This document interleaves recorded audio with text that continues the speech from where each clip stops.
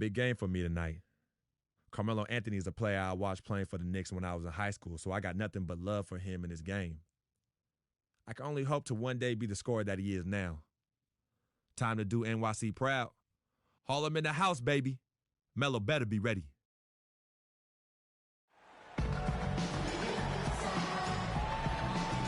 We are live from Boston for an Eastern Conference contest with the Celtics. Well, the holidays always bring us some incredible NBA action. That's certainly what we have in store for us today. This is...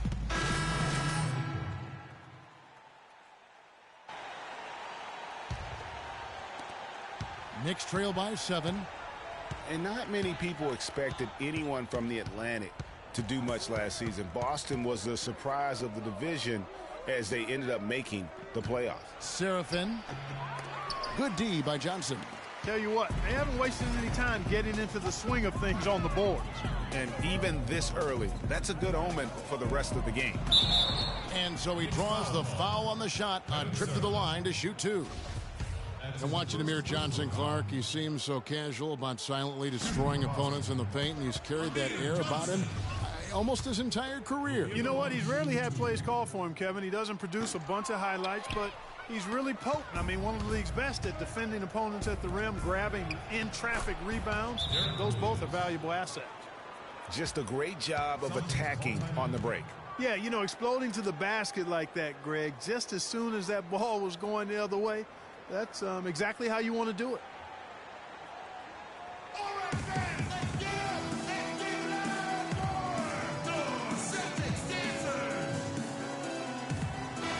Here's where Boston sits right now, Kevin, in the current league rankings. 10th in lowest turnovers per game, 12th in fast break points. And they're in the top half of the league distributing the basketball as well. Not too shabby, room for improvement, but acceptable. And call me crazy, but I really believe turnovers are one of those game-changing stats. Their ability to avoid those miscues and make the right play consistently has been tremendously important. And talking about Amir Johnson, he's really the last of a discontinued model, if you will. When the Pistons called his name in the 2005 NBA draft, the year before the rookie age limit was put in place, he became the last 18-year-old drafted into our league. And it did take him a number of years to kind of get up to the pro speed. And it goes as the official calls the foul. Count it. He'll shoot one more at the free throw line. And a sharp pass to set up that high percentage shot in close. The Celtics have had 7 opportunities at the free throw line and made good on 5 of them. And on the season, you know, they're hitting about 76%, which is a decent rate. Afflalo, no good. Guys, did you know not once in Johnson's 10 seasons has he averaged more than 11 points or 7.5 rebounds a game? Sometimes he doesn't even start, and yet there's a certain sect of followers who feel Amir Johnson is among the most valuable, efficient players in the league. And the whistle blows as the basket counts, and a 3-point play chance right here. One free throw coming up. And when the size advantage is as big as it was there, I mean, that's exactly what he's supposed to do in that situation. Listen, the Knicks finishing at the bottom of the East last season. They didn't go into the season thinking they were in for a rough go, making last season all that more painstaking for the fans. 5 to shoot. Bryant the pass to Johnson. Here's Crowder. No good on the 3.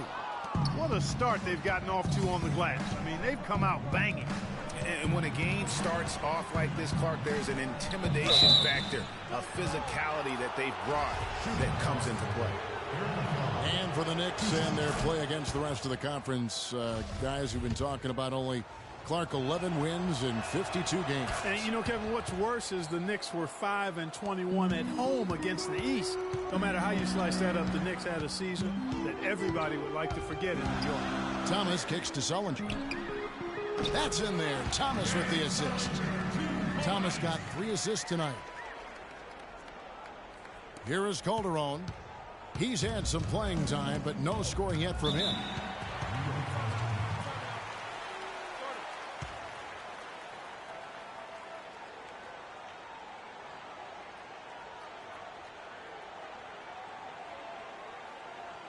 Here we go, Boston. Now coming to the floor, we get a chance to check out the standings out east already. We are in December. Taking a look at Boston. They're 7th right now. Not a bad spot, but certainly they'd like to string together a run of wins. And, of course, New York. They're much further down in the standings right now. And I think for Boston, they're in the mix for a playoff spot, which is definitely a positive. But I'm sure they'd like to have had their hands around that spot a little tighter than they do. For sure. I mean, it's certainly not a sure thing at this point. They've got work to do yet. Thomas kicks to Johnson. Crowder dishes to Thomas.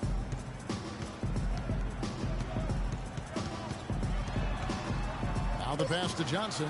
Shot from 12. Hits some rim on the way in, and the bucket's good. Johnson's got his first 2 points of the night. Knicks trail by 6. Now let's go over to Doris Burke, who spoke with Derek Fisher. Doris? Kevin, I talked to him about the shot blocking they're certain to face in this matchup. He's certainly cognizant of it, and he told me this. If we can play a little more up-tempo and score before their bigs can recover, that will help.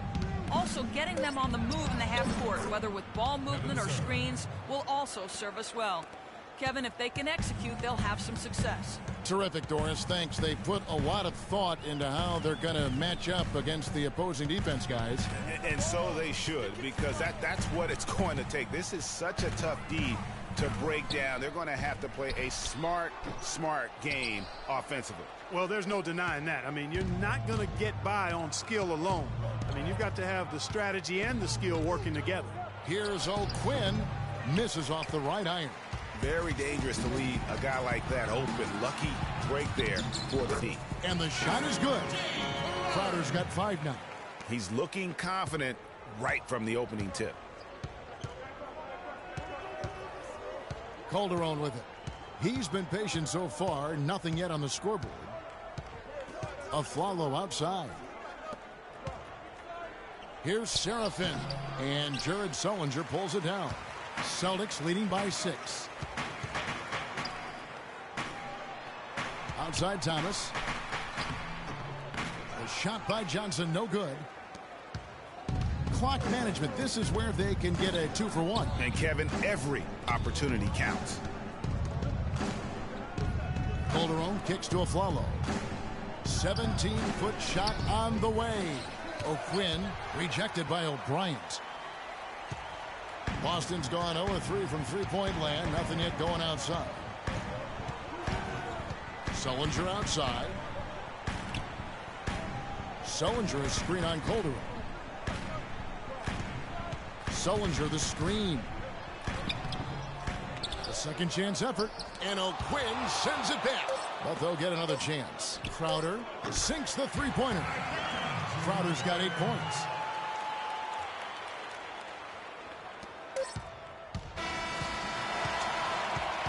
And that concludes the first quarter of play. Celtics lead by 9. And Amir Johnson re-signed in Toronto. He's been a big part of this team for years, and he talked almost like a soccer atmosphere. A lot of fans south of the border in the U.S. are surprised when they learn how passionate, Clark, the fans in Toronto can be. You know, Kevin, that's so true. I mean, when they get it going at the Air Canada Center, that place rocks. And it's great to hear Amir talk about how that pumps him up and makes him want to do it for Canada. And welcome back. It's been all one-sided so far through the first quarter as our second quarter gets underway.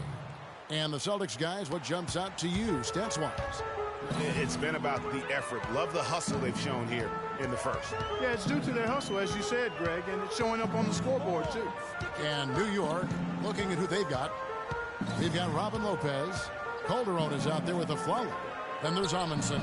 And it's Anthony in at the 3 spot. And guys, we've seen teams hire college coaches with no NBA experience before. It hasn't always worked out, but for Boston, they have to be very pleased with Brad Stevens. Calderon passes to Amundsen. So the whistle blows on the shot and 2 free throws for the contact right there.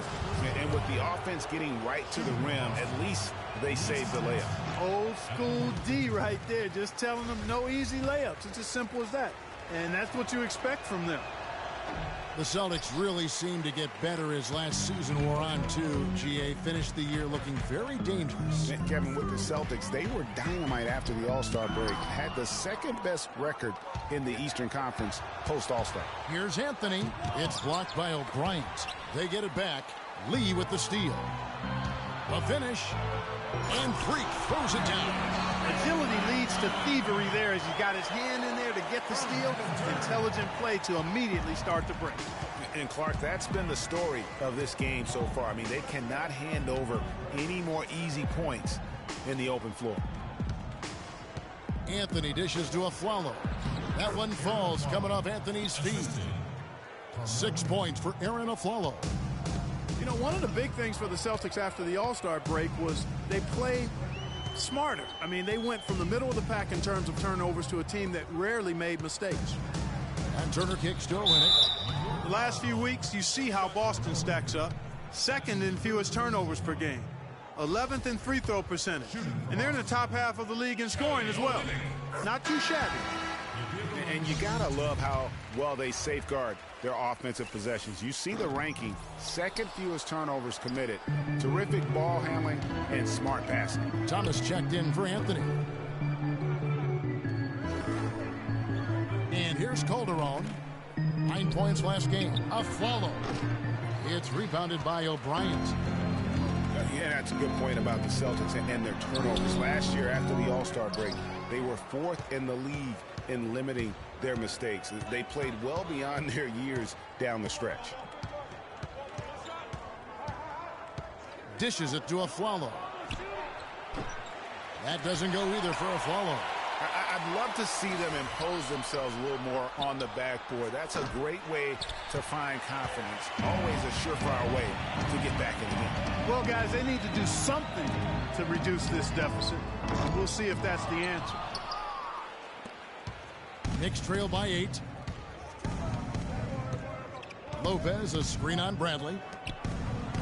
And there's Lopez. That's good on the assist by Calderon.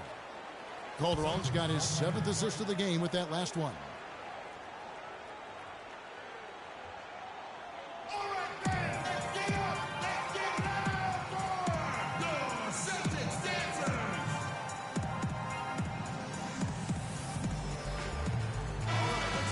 From long range or short, small forwards on this list have been on target. Evan Turner is second. And that is such an efficient group offensively. That really is the best way to describe them. I mean, they never force anything and always wait for the right shot. And, Greg, you can't post the kind of percentages they do unless you operate that way. I mean, you can't be undisciplined at the small forward spot if you hope to be an efficient shooter. Calderon passes to Afflalo. There's the pick. And stolen by Freak. And pushing it up. Here's Boston. And Jose Calderon gets the whistle that time. That'll be his second foul of the game. And that's foul number 2. And maybe you don't sit him at this point, but you really have to be careful to not pick up another before half. Pick by Zeller. O'Brien kicks to Bradley. Pass to Zeller. There's the feed to Freak. Pulled the shot a little up, but the bounce goes his way. And it's a 10-point Boston lead. Now here's Calderon.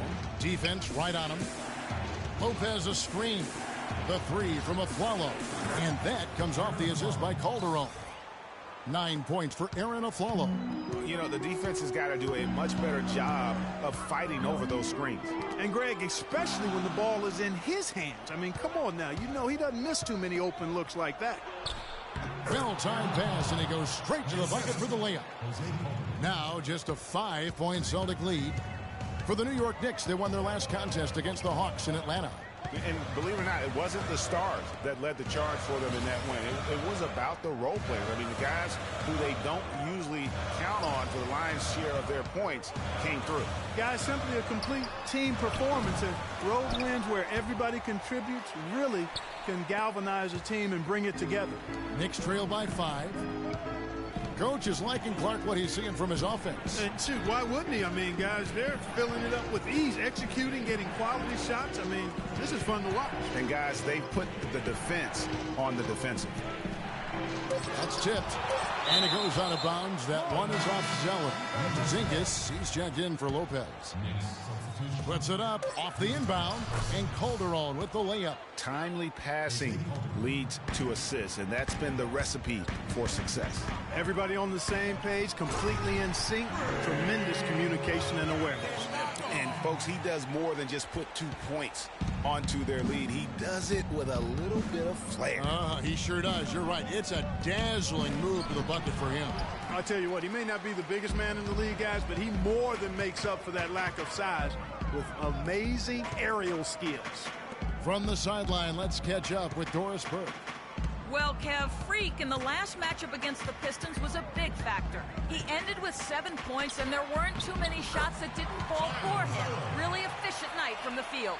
You really can't have a better shooting performance than that. He ended the game perfect from the field. All right, Doris, thanks. That really was a spectacular game for him, even by his standards, guys. And how about the high standards he has for himself? Really did have it all working for him in that game. Anxious to see what's in his mind for an encore today. I mean, it'd be awfully difficult to top that last game. One thing about Jose Calderon, you could see the frustration in him last season playing a career-low 42 games, and his averages were down pretty much, Greg, across the board. Yeah, and Kevin, he was brought in to kind of invigorate the Knicks' point guard position, but following a preseason calf injury, you know, he missed the team's first 13 games and never was able to really get going. Remember, coming into a new system where he had to learn how to play differently, and then after all that, you know, you have to shut him down because of that left Achilles. They've settled into a nice groove offensively here in the second. Yeah, and that field goal percentage zooming upwards is now above 50%, which is pretty strong. He feeds it to a Flalo. No good off the front iron. It just hasn't been a very good day for him, guys. They need him to start burying some of those. Zeller, a screen on a Flalo.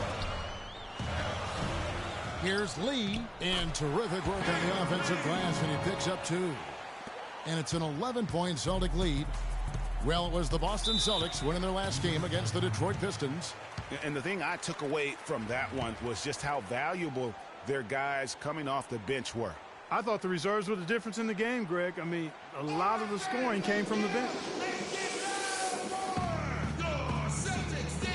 Doris Burke has an update for us. Doris? Hey, guys. Well, Brad Stevens had some advice for the team over that last break. He said their plan was run their offense through Freak. Coach has a lot of faith in him offensively and let his players know it, insisting that he be at the forefront of what they do at that end of the court from here on out. Guys, they're clearly hoping those changes have an effect even before this game makes it to halftime. Kevin? And thanks for that story, Doris. Now Calderon. Looking at his numbers, he averages a bit over 9 points a game. Feeds it to Seraphin, and it's denied. Now here's Crowder. He's guarded by Williams, and it's out of bounds. The Knicks will take it the other way. Here is Calderon. He kicks to a Flalo. That falls. Nice feed this time from Jose Calderon. 16 points for Aaron Aflalo. Thomas kicks to O'Brien. Back to Thomas. No good. And New York will come the other way. And guys, this is the first they're seeing of Boston. Yeah, 2 conference rivals. I mean, they'll play each other a total of 4 times this season. Yeah, plenty of opportunity here, guys, to get on each other's bad side. I mean, if they weren't already. Should make for some fairly high drama. Kicks it to Freak. Sullinger, left side. Here's O'Brien. Takes it into the teeth of the knee and converts the layup. O'Brien's got the lead up to 11 now for the Celtics. Calderon passes to Porzingis. Thomas against Calderon. Back to Aflalo. Some nice passing by New York here. Here's Porzingis. Still getting warmed up offensively. No buckets yet in the game for him. They have been board dominant in this game. That's definitely been a factor in crafting this huge lead. And it's been a well-rounded performance. I mean, strong rebounding has certainly been at the center of it, but it's been good on a number of levels. Thomas goes in, just 5 to shoot. Sullinger dishes to Crowder. He hits it from 9. Crowder's got 10. And he can time his passes so perfectly. Wow, what an assist. Calderon kicks to Aflalo.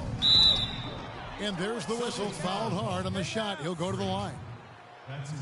You know, there was a bunch of stuff that went wrong for the Knicks last season, and we don't have enough time to get into all of it. One thing that was at least decent was their play within the division.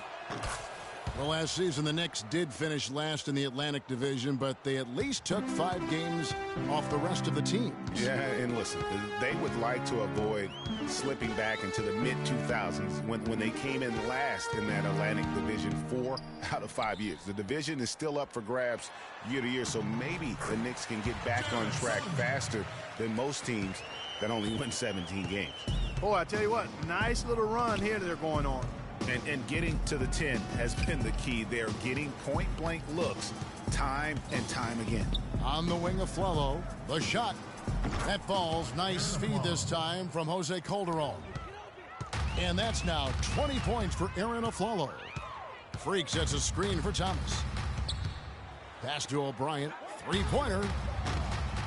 It's rebounded by New York. We've got 1:28 left in the first half of basketball. The shot by Anthony, no good. And typically he has the touch to finish when he's in tight, but not sure on that possession. Now here's Freak. He's tightly guarded.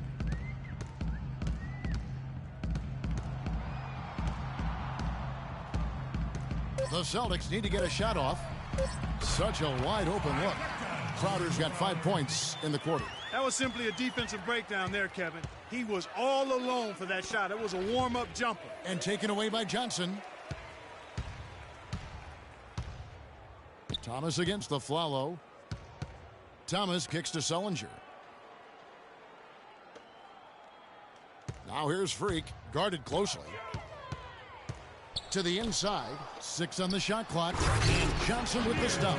Plain one-hand flush. I love it. Clark, I think he got a few more inches on his vertical by going with the spike. Yeah, the one hand lets you get up higher. No doubt about it. At least it looks like that from this angle.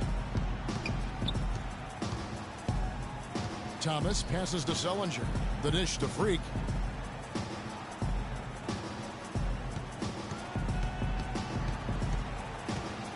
Johnson right side. It's hauled in by Jose Calderon. Most of the time, that shot will go down. Boy, the defenders have to make sure they tag. And 2 free throws coming up as he misses that one. Drawing the whistle and a lot of contact there. It's going to be on Freak. The Knicks have converted 4 of 7 free throws on the night. And as a unit, they're shooting 78% from the line. That's a solid number to work with on the season. Really, guys, it's just come together for them at the charity stripe this season. I mean, the confidence is there, and so too are the results. Thomas. And the first half is now in the books. Boston on top, leading by 14. Kevin, I'm here.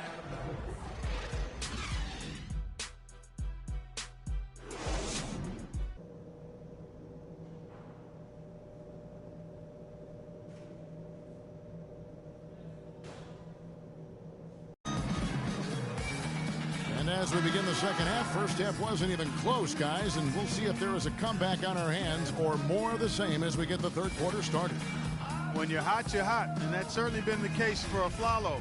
He has 20 points, and he's... Some changes for Boston.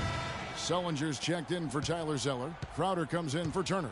And it's O'Brien in for Thomas. So New York going with almost an entire new group here. Kevin Serafin, he's checked in for Lopez. Amundsen comes in for Porzingis. Derek Williams checked in for Aaron Aflalo. And Thomas subbed in for Jose Calderon. O'Brien, he's in at the point. David Lee is out there with Jared Sullinger. Then there's Bradley, and it's Crowder in at the small forward position. That's who's in the game for the Celtics. It's Sullinger, it's out the key. Bryant dishes to Lee. That's the 6th make from the field. He's taken 9 shots and missed but 3. He's been one of their more reliable options today, guys. I mean, his shooting has led them to this lead. Count it, and the Celtic lead has been cut down to 7 on the bucket from Serafin. No issues on that one. Good work all around. Taken away by Anthony.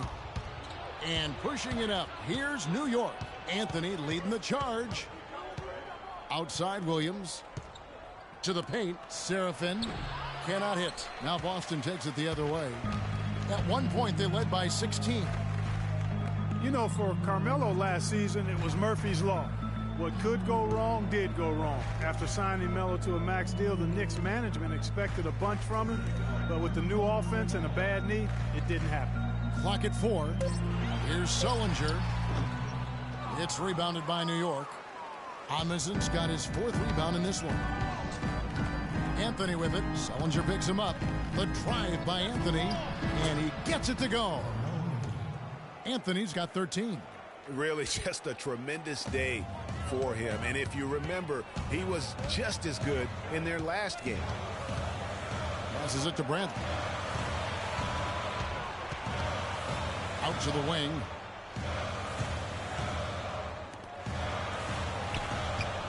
Sullinger, the screen.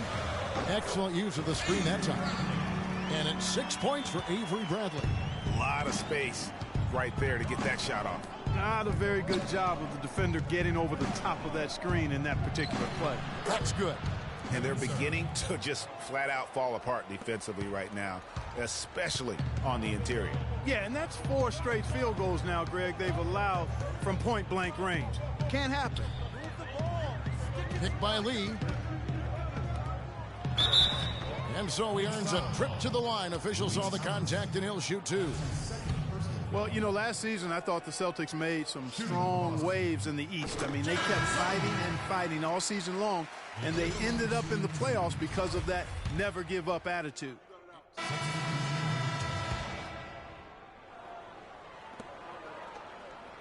The Celtics on offense.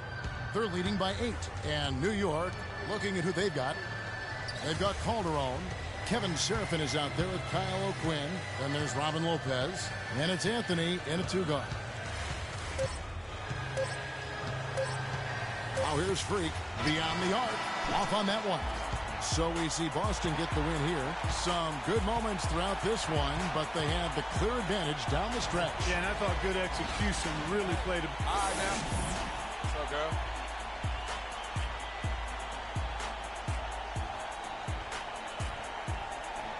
The 2K Sports postgame show.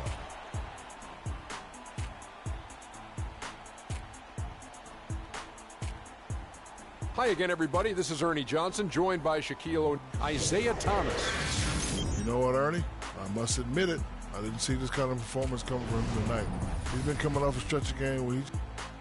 And, folks, that's it for us. Thank you for tuning in. Always a pleasure. For Kenny...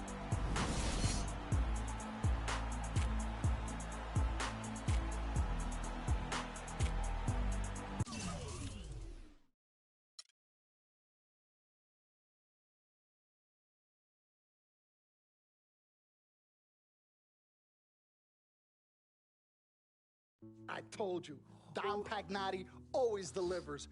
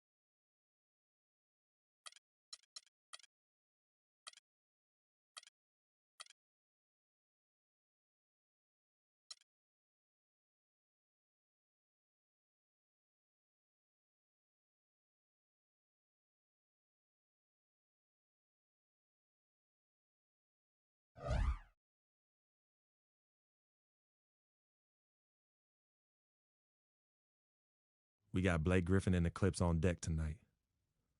Going up against him, you almost just hope you don't end up on a poster. But I've never been one to just get out the way. I'm ready to step up, no matter the consequences. Got to earn my stripes sometime, you know? Here we go.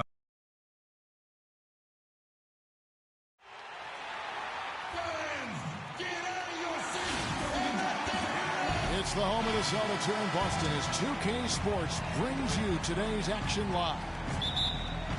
Celtics make a quick stop here in front of their Boston fans. Just one. Amir Johnson's checked in for Tyler Zeller. Sullinger comes in for Lee. Jay Crowder's checked in for Evan Turner. And it's O'Brien's in for Avery Bradley. And Los Angeles will go for a different look here. Smith checked in for Jordan. And Stevenson comes in for Pierce. J.J. Redick's checked in for Jamal Crawford. And it's Pablo Prigioni in for Paul.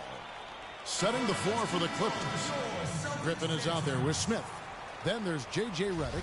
Then it's Lance Stevenson. And it's Prigioni in at the point guard position. Clippers leading by 3. And Isaiah Thomas, traded last season from Phoenix over to Boston, seemed to be a matter of fit and not production as to why they moved him. And oh, here we go with Thomas. Nobody back. Finish off the break. Thomas got 9. LA has gone 1 of 2 from long range in the first quarter. Prigioni kicks to Redick. Griffin passes to Prigioni, and he gets the bucket. Greg, you were talking about Isaiah Thomas. He had no love lost for the Suns in their first meeting. He took them apart, Clark, on the floor. Remember that game? Stared him down as he was hitting shots. Looked at that bench, man. He had a big chip on his shoulder. Yeah, and you know, most guys that are a little undersized and have battled doubters all their careers bring that kind of edge anyway. You throw in the fact that he was disappointed how the trade unfolded. He was amped up and ready for that return visit. And he's really been working to get those looks, and it's starting to pay off here early on. Freak with it. And looking at his production, he averages a little more than 7 points a game. Here's Thomas. The shot's good on the assist by Johnson. And that's now 11 points for Isaiah Thomas. Great quarter for him at the offensive end, trying to will his team back in the game. Now we'll go to Doris Burke, who had a chance to talk with head coach Doc Rivers. Thank you, Kevin. Yes, I spoke to him about the game plan coming into this matchup and addressed the quality shot blocking they'll have to overcome. He said, listen, that can be a factor, psychologically as well as physically. The key for us is just to play unselfishly. Draw the help, kick to the open man. If we execute our offense, we'll be fine. Guys? Wonderful, Doris. Thanks for the report. You know, I think he's right to be concerned about the defense they're going up against today. I mean, it's going to take some creativity for them on offense to be able to score consistently. I think that's their primary concern. I mean, they'd be fooling themselves if they said scoring against this deep is going to be easy. The Celtics have gone 2 for 2 in the game at the line. And 75% on the season as a unit from the free throw line.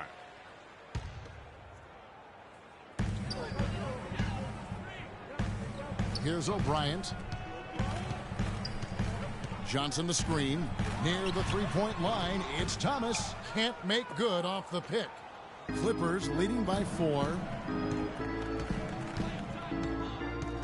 Now here's Stevenson. Dishes to Smith. 6 on the shot clock. Prigioni kicks to Griffin. It's hauled in by Thomas. Boy, I tell you what, guys, he's an extremely strong finisher. I'm surprised he wasn't able to power that through the defense. Celtics passing it around. Sullinger dishes to Crowder. Uses the glass to finish the layup. Great job of screening there. Nice job to take it to the rim and get the finish. Right side Griffin, the 10-footer. And he can't bank that one in. They've been beating them to a lot of those loose balls and rebounds here to start. Yeah, the half and half balls are going their way, and that's really a function of effort and intensity. You know, the ball doesn't discriminate. Whoever goes and gets it, that's who owns it. And Redick kicks to Griffin. Oh, and that one, no question, powered it down. And, guys, isn't it great to see a player who works that hard on the glass at both ends? Well said, G. That's the way he has built, his reputation. Clark grinding away, 100% effort all the time. And Kevin, all that effort pays off. How many of those spectacular putback jams do we see from this guy? A bunch. Prigioni, the pass to Griffin. Here's Smith. And they convert at last on attempt number 3.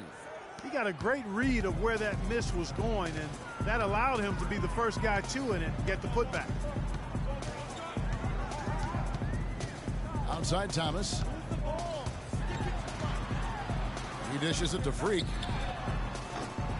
The three-pointer, no good. I'm shocked that didn't turn into 3 points. I mean, he makes you pay on those nearly every time.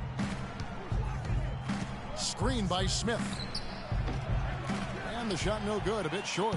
The defense better not make a habit of giving him that shot. I mean, he doesn't miss many of them. The basket counts and one. They'll go to the line with a chance to make it a three-point play. Boy, they are passing the ball very crisply right now. They really are, and their last 3 buckets have come by way of an assist. The Celtics making a switch here. Olynyk's checked in. And really, the last few seasons, the Clippers have been one of the most consistently strong teams in the league. A far cry from when they were a bottom feeder back in the day. They have become one of the premier franchises in the NBA. Too long in the paint, and he's hit with a 3-second violation. The Celtics have shot 75% at the line tonight, going 3 for 4. Isaiah Thomas. And the technical free throw is good. And for all of the improvements he's made to his game, one wonders why Blake Griffin isn't a better shot blocker. I mean, he clearly has the motor and the athleticism, but for some reason over his first 5 seasons, he's averaged only a half a block per game. Out of dishes to Freak. Shoots from the elbow. Kicks it out to Johnson. Johnson the screen. Crowder the pass to Johnson. Persistence pays off as they finally hit a shot. Johnson's got his second basket of the game. Prigioni got it off in time, but it's no good. 1 quarter in the books, and it's been transitioning from college to the pros can be a challenge for many players. Here's what Frick had to say about adjusting his. Good points, Clark. What role do coaches play in helping young players like that adjust to the long NBA schedule? Well, Kevin, they're going to give their teams the best chance to win no matter what the circumstance is. If that means playing young guys extended minutes, then all systems go. I mean, that's what being a pro is all about. Welcome back, folks. We have a close game here at the start of the second quarter of play. And taking a look at Los Angeles' performance here, what have they been doing or not doing? It's been about the effort. Love the hustle they've shown here in the first. Yeah, it's due to their hustle, as you said, Greg, and it's showing up on the scoreboard, too. And a chance here presented by Gatorade to see who's on the floor, all fueled up and ready to go for the start of the second quarter. On the court right now for the Celtics, Bradley and Turner filling out the perimeter. Kelly Olynyk is out there with David Lee, and it's O'Brien in at the 1. Down low, Smith. Foul call that time on the way up. That'll give him 2 chances at the free throw line here. Guys, Josh Smith, an interesting case. Clark, he shot about 2 triples a game last year, yet for the last 3 seasons, his free throw percentage has been under, surprisingly, 55%. Yeah, and that's terribly troubling. I mean, his three-point percentage improved in Houston, but the free throws, really, he can do much better than that. You look at his stroke, I think it's just a matter of concentration with Josh. Clippers leading by 3. Here's Crawford. The rebound by Turner. To the middle. Teardrop shot. Can't get it to go. Excellent D there from Pierce. And with Smith and his shooting, a lot of it is mental. I mean, he has a terrific stroke from anywhere. The free throws are all in his head because he can make threes. He's just got to be a little more focused. Second quarter of basketball, just over a minute and a half played so far. Crawford against Bradley. Olynyk sets a screen for Bradley. From the arc, It's good, and the Clipper lead is cut down to 3 on the bucket from O'Brien. And, you know, thinking again about Smith, he made some big shots for the Rockets last year, but you never know quite what you're going to get with him taking perimeter shots. Back to Crawford. All alone. Crawford with another miss. The defense there got away with a major lapse. Lee goes in. Nice pass, nice catch, and a resounding dunk. And guys, this game won't be close for long if they keep giving up dunks like that. No, it won't, G.A. You're right. A glaring error defensively and letting him get all the way to the basket that time. But it's only 2 points. I mean, it was flashy, no doubt, but still, it only counts for 2. 2 is all. Hall for 3. The rebound by Turner. Kevin, I didn't like that defensive effort at all, but they're lucky he missed it. Yeah, you hope that's not indicative of the type of D they're going to play, because if they do, they're going to have struggles with him tonight. That drops. Paul's got 5 points now this quarter. Celtics call timeout.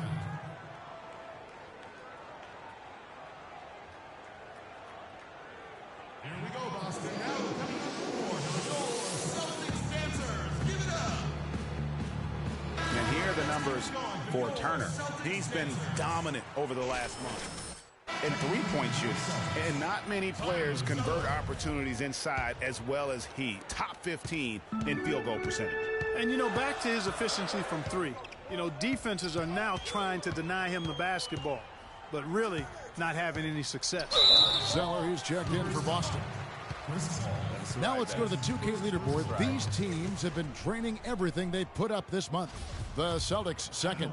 And really, the basketball IQ has just evolved. Just the way they move the ball and share it. They always find good looks. Jared Sullinger's checked in for David Lee. And both free throws good from Freak. Clippers have gone 3 of 7 shooting the ball here in the second quarter.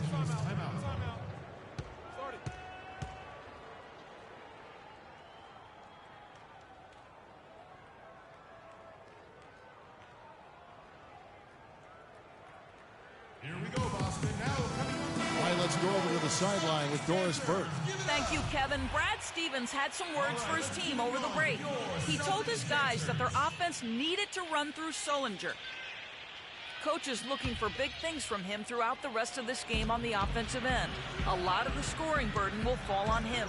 Well, Coach not wasting any time in tweaking the game plan. We'll see if it makes a difference as we approach halftime, Kevin. All right, Doris, thanks. What a job he's doing here. I mean, his second quarter has been even better than his first, and that was pretty good.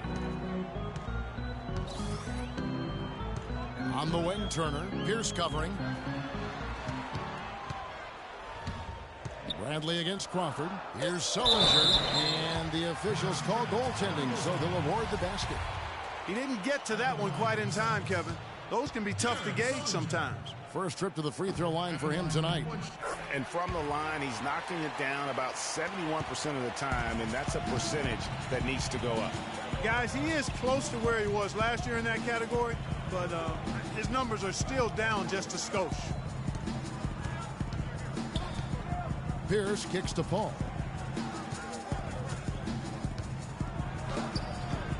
And Boston with the rebound. This game coming after a loss against the Bucks. Just looking at the stat sheet, they gave far too many free throws away in that game. Maybe it was the noise in the building or something, but they really looked rattled. Well, Greg, I don't know if it was the biggest reason for that loss, but all of those misses from the stripe clearly had an impact on that game. The game has been very close in a lot of areas, but rebounding has been the one differentiator thus far. And, Greg, we've seen it time and time again in games. Effort and determination on the glass can make up for a lot of other weaknesses. And here's Freak. He's got 5. Picked by Zeller. O'Brien dishes to Bradley. And there's the pass to O'Brien. Wide open look. No good off the front iron. It's not winning basketball when you're attempting shots like that. Yeah, come on now. You got to remember it's a team game. He's got 4 teammates out there with him. I don't think he needs to try to do it all by himself like that. Already it's February. Hard to believe. Let's see how the West is matching up. You take a look at the Thunder. They've got their eye on the #1 seed as the season moves into the final stretch. Currently first place in the standings And guys showing no signs of letting up. And, of course, there's Los Angeles, a half game back. Yeah, and I think the Clippers, I think they've lived up to their billing this season, that's for sure. It doesn't look like they'll be slowing down anytime soon. Well, they can't afford to. I mean, this is a time of year when you've got to take your game up a notch. As good as they've been throughout the regular season, they've got to get better going forward. And a closer look here at the hustle stats for the Clippers. Well, I think the defensive aggressiveness on display here has caught them off guard, playing airtight defense and coming up with the steals. And the other thing that's been equally as effective is the fact that they've gotten out on the fast break. A lot of points coming in transition. He kicks it to Sullinger. It's stolen by Smith. And pushing it up, here's the Clippers. Here's Crawford. And a great assist by Paul as that one goes in. And now a 9-point Clipper lead. Yeah, heads-up aggressive play right there. Saw the smaller man on him and took it straight to the basket. Turner gets the screen from O'Brien to end the run. Now in the scoring column with that deuce. 1 for 2 this game. Boy, they're knocking down the long-range shots. A lot of those same shots they missed earlier in the first quarter. They still find themselves down here, but they're starting to make some headway into that deficit. Jordan the pass to Crawford. And there's the call on DeAndre Jordan. That's his 3rd foul of the game. Jay Crowder's checked in for Boston. The Clippers also changing it up. Griffin's checked in for Smith.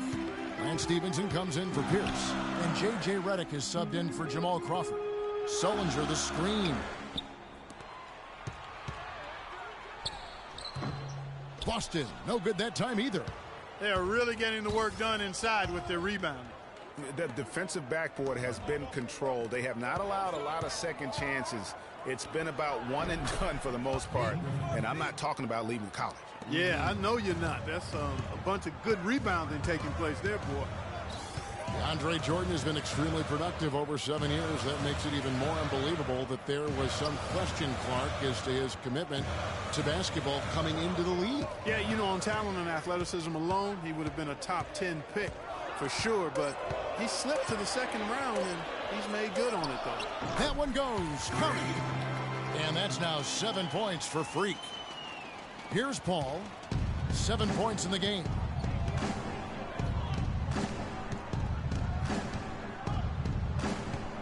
Pass to Redick. Let's go. And a great assist by Paul as that one goes in. Paul's got assist number 7 for him tonight. On the wing, Turner.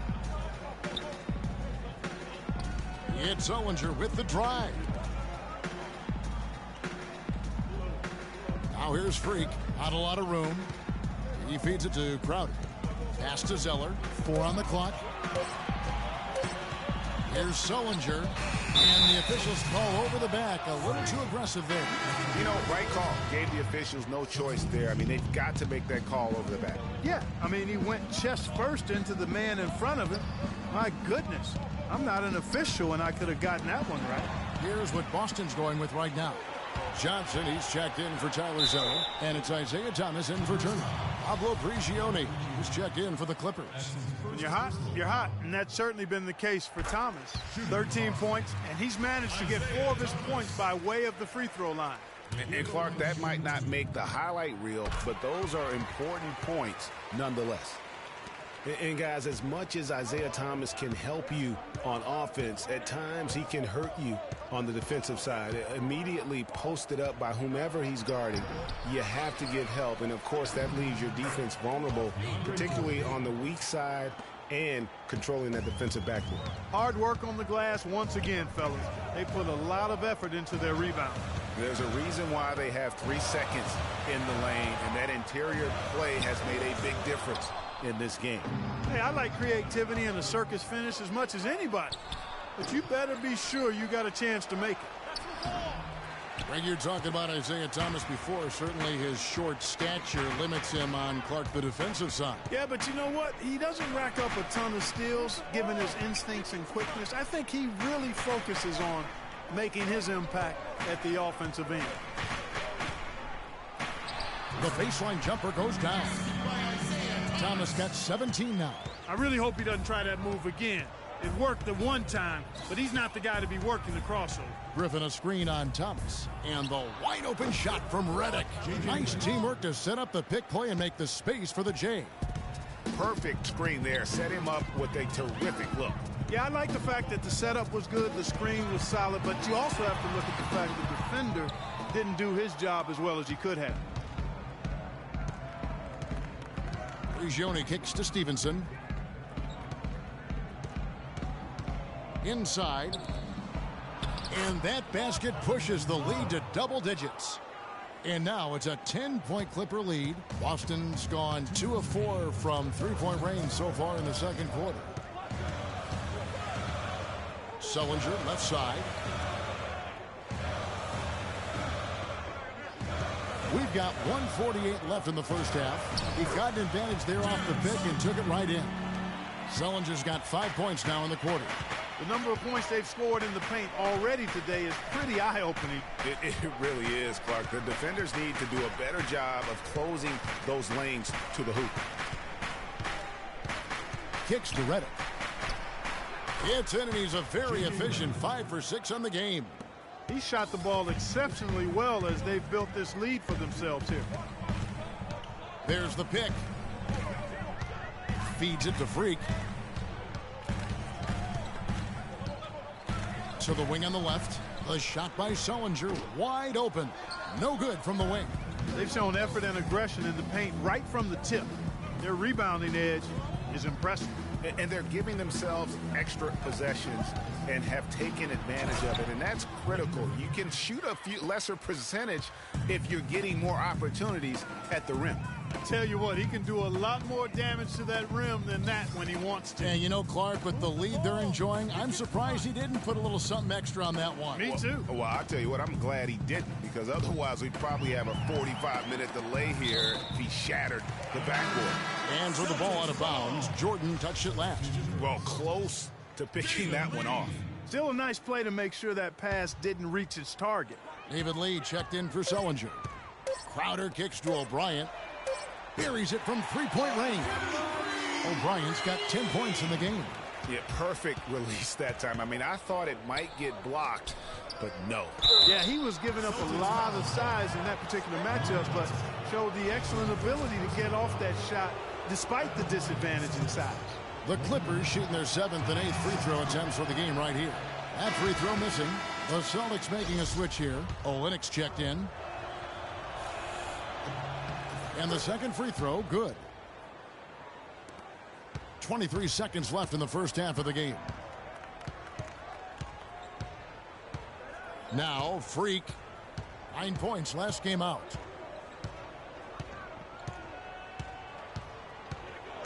Lee, a screen on Redick. O'Brien dishes to Lee. And that one's good. Lee's got 6 here in this quarter. Almost an impossible shot to block in the post. The defender can't give up that much of a height advantage and expect to contest it. And that concludes the... Well, you've been consistently able to find the open man through the first 2 quarters. What have you seen that you've been able to exploit in this defense?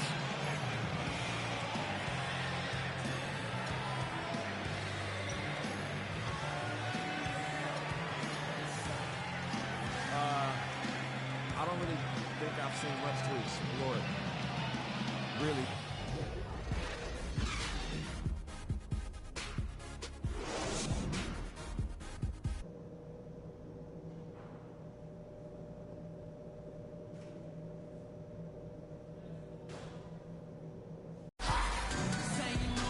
And the second half about to start here in just a few moments.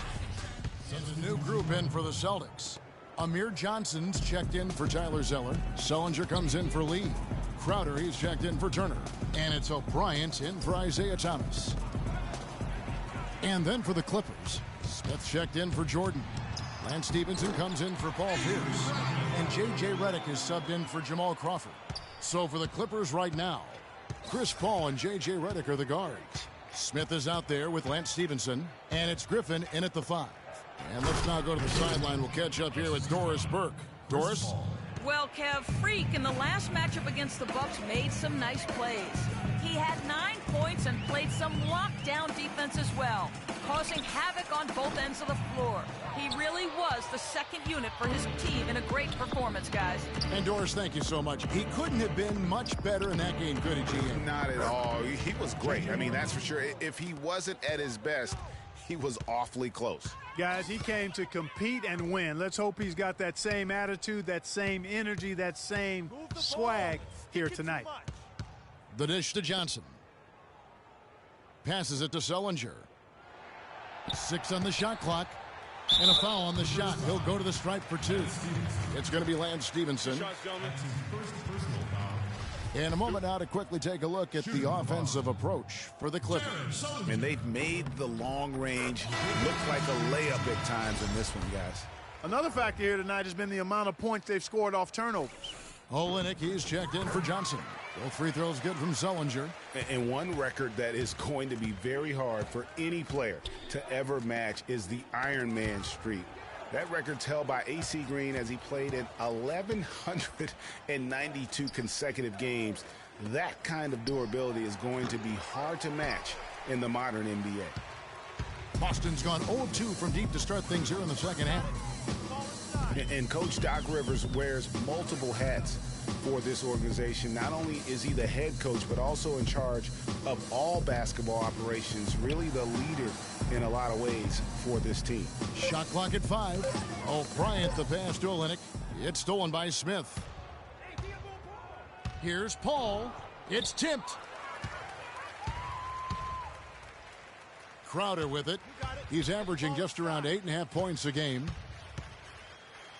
Celtics passing it around. Now here's Freak. He's guarded by Stevenson. And Freak throws it down. And that fella can flat out fly, can he? Reminds me of a young Greg Anthony out of UNLV. Goodness. No doubt about that. Just look at the elevation he climbed to right there. Kevin, you just made my knees hurt. That's what sets him apart from so many other point guards in the NBA. Thinking about Doc Rivers being a leader, he was like that on the floor, Clark, as well. You know that. You went against him. A leader and a winner, no doubt about it. And there have been a lot of coaches that came from his old Celtics team. And of all of them, perhaps the least surprising is Doc Rivers for the reasons we just mentioned. Leader and coach on the floor. Redick with the bucket. Redick's got 16 points. I think that play sort of sums up what we've seen throughout. Just simply being outplayed both sides of the ball. Smart basketball defensively turning into quick points. And that can't continue. I mean, if they hope to get back in this game, I mean, it's really deflating from a morale standpoint. They need stops and points, not turnovers. Just 5 on the clock. Here's Sullinger. It's hauled in by Los Angeles. Griffin's got 4 rebounds in this game. It's been a real difficult game for him offensively, and it's cost him. He's got to be disappointed with himself on that one. He has got to knock those down. You got it. Let's get the ball inside. O'Brien kicks to Sullinger. Bradley, no one around him. Rebound by the Clippers. Griffin's got 5 rebounds tonight. Bradley dishes to Freak. In the corner, Crowder with it. Crowder off a pick from O'Brien.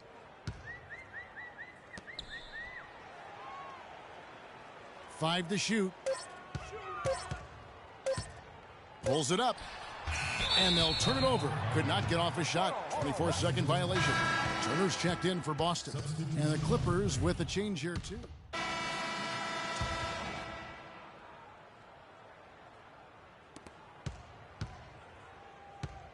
And guys, they can just sit on the ball here if they want to. Sure can, because they've earned the win. O'Brien, he's in at point guard. David Lee is out there with Olenek. Then there's Smart, and it's Jerebko in at the small forward. That's who's in the game for the Celtics. Redick is in the corner. The open jump shot off the mark. And even though he missed that, you have to take those shots when you get the opportunity. Exactly. They don't... We got to forget about that one.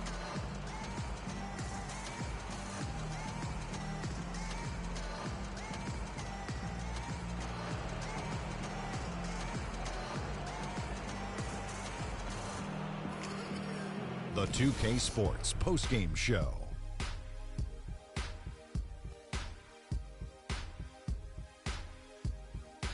Thank you, Kevin. And now we get a chance to present our Jordan play, Chris Paul. You know what? He's a total package as a floor general. There may not be an official ranking for the best leaders in the league, but if there was, CP3 would be right. And folks, that'll wrap it up for tonight. We hope you enjoyed the game. For Shaquille.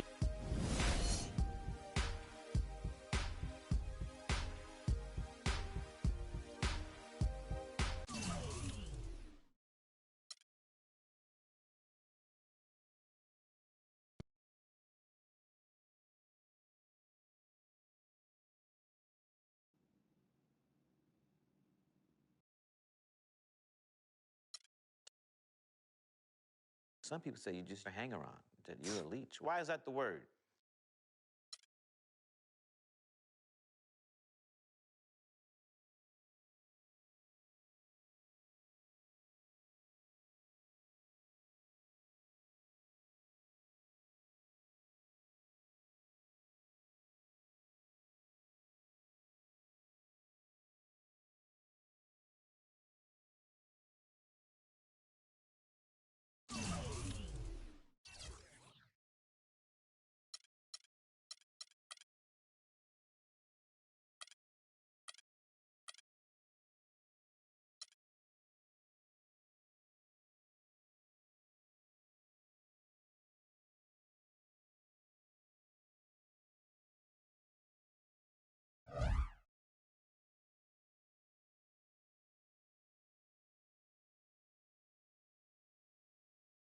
We got James Harden and that beard of his. Look, this guy's relentless. We know he's going to attack the basket all night long, so I'm going to make it my personal mission to keep that from happening. As long as we keep jumping those passing lanes, we can give them a run for their money. I know I'll be ready.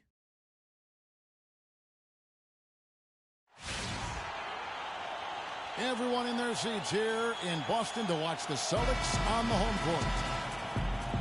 Looking at the last game for the Houston Rockets, it was a win against the 76ers in Philadelphia. And just one look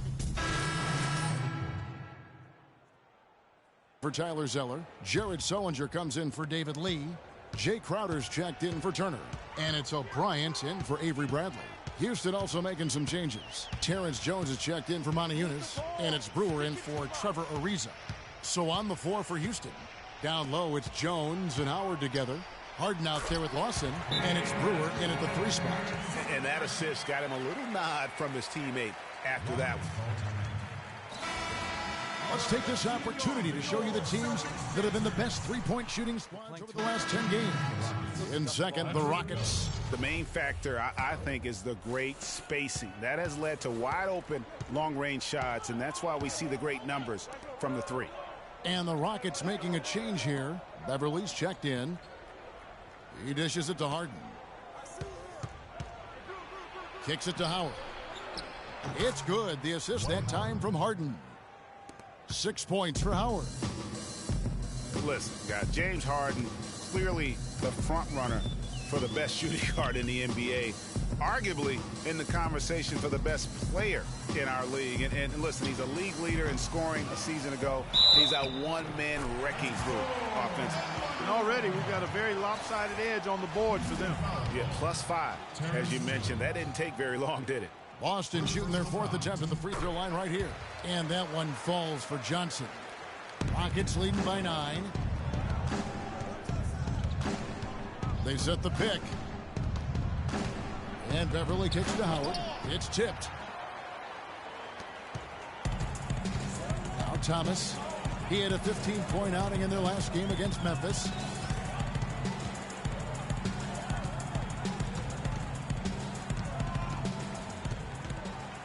Shot clock at 6. It's Freak, top of the key. Off to a good start as he gets his first shot attempt. Here is Harden. He's coming off a 22-point game against Philadelphia. Yeah, but he was also a force on the defensive side. 2 block shots and also altered a ton of shots. Offensive rebound.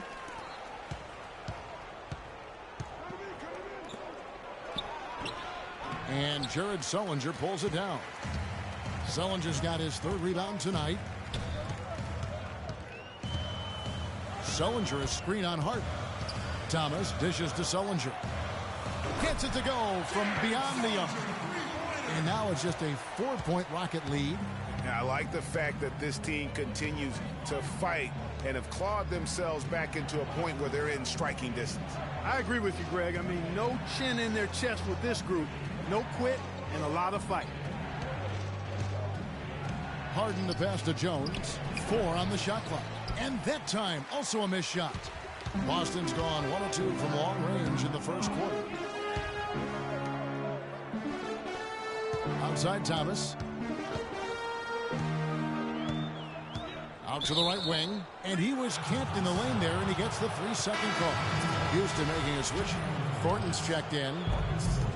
Last game for the Celtics, it was a loss to Memphis. And guys, just look at the turnover stats in that game. You're not going to win giving it up as many times as they did. Not unless you play an even tougher brand of defense on your end and force more turnovers for the other side. That's the only way you're going to get that thing squared away. And off to an incredible start here early from long range. Lighting it up from outside. Hard to keep up with this. Here we go, Boston. Now coming up to the court are yours. Over the last 10 games, as we look at the Rockets, this is how they compare to the rest of the league. 3-point field goal percentage. 3rd in fewest turnovers per game. And they're right there, I mean, among the top 5 teams in second chance points. Doing a really good job of offensive rebounding and then being able to score the ball when they get that second chance. You know, you go back to their 3-point field goal percentage, some true dead eyes on their roster, no doubt. And that's such a luxury offensively. They have been absolutely lights out. And a wide open look for Freak. Brewer grabs the board. Tell you what, they haven't wasted any time getting into the swing of things on the boards. And even this early, that's a good omen for the rest of the game. Nice work on the inside. Hard to get that one up and over the big fella. Well, it's not supposed to be easy down there, and a little artistry on the inside helped him make it happen. Thomas kicks to Sullinger.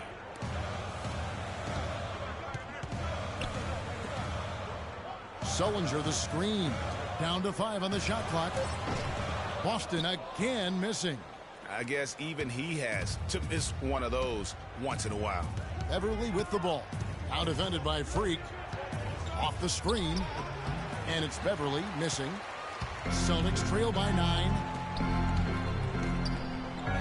Crowder kicks to O'Brien.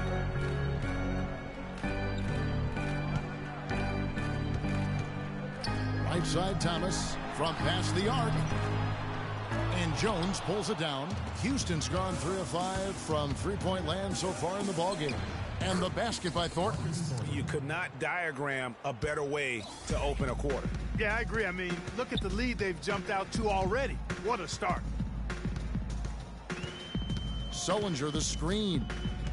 Thomas kicks to Crowder. And they get it. It's rebounded by Houston. Last time they met in Houston. And whether by design or by accident, they drew so many fouls in that game. Foul trouble for the other side became a huge issue. And as a result, there was a blowout win. I mean, credit them for initiating contact and forcing the officials to make the calls. There's the pick.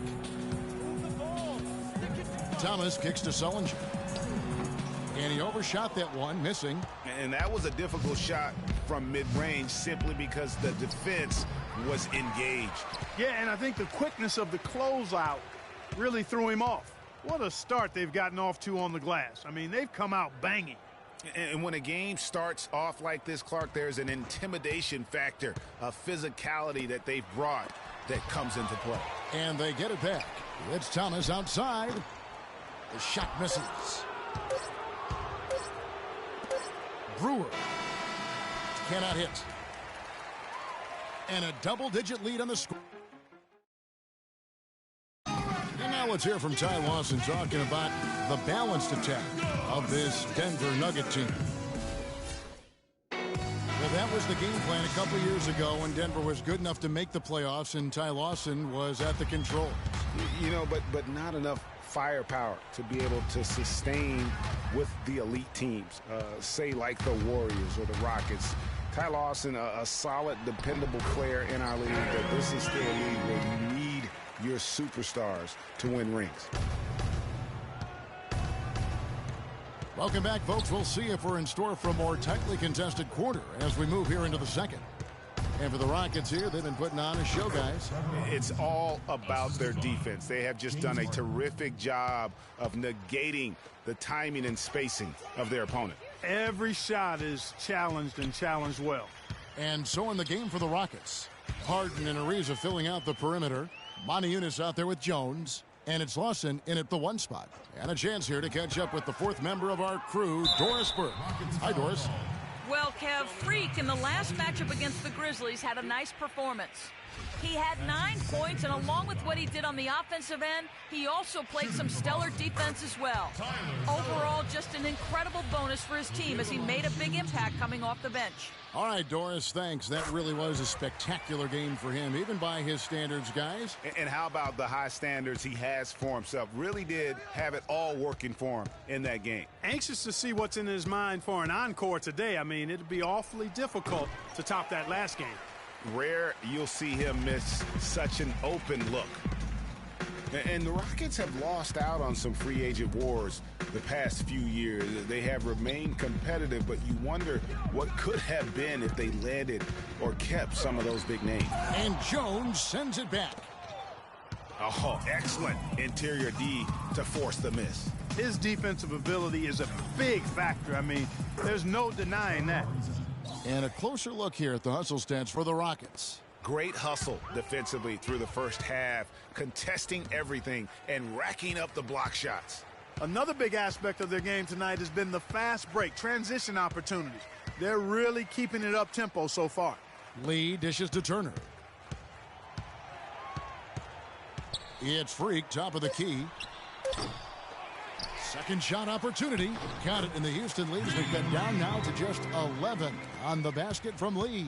Just lazy defense on the glass there. Well, nobody boxed out. Nobody put a body on anybody else. Things like that not only drive the coach crazy, that stuff gets under my skin. And with the Rockets, it's no secret that they take a very analytical approach to team building. Greg, you and I talked about that. And Clark, you know, you wonder if that hurts them in free agency. Well, you know, when your front office makes no qualms about viewing players as simply just assets, it can be a hard sell to a free agent. Make it 10 of their last 12 points coming off assists. You have to love the ball movement. We get a break in the action, so let's take a look at the West and how the teams are stacking up. You look at the Thunder. They've got the #1 seed as the season moves into the final stretch. Currently first place in the standings, and guys showing no signs of letting up. And, of course, Houston, 3 spots below.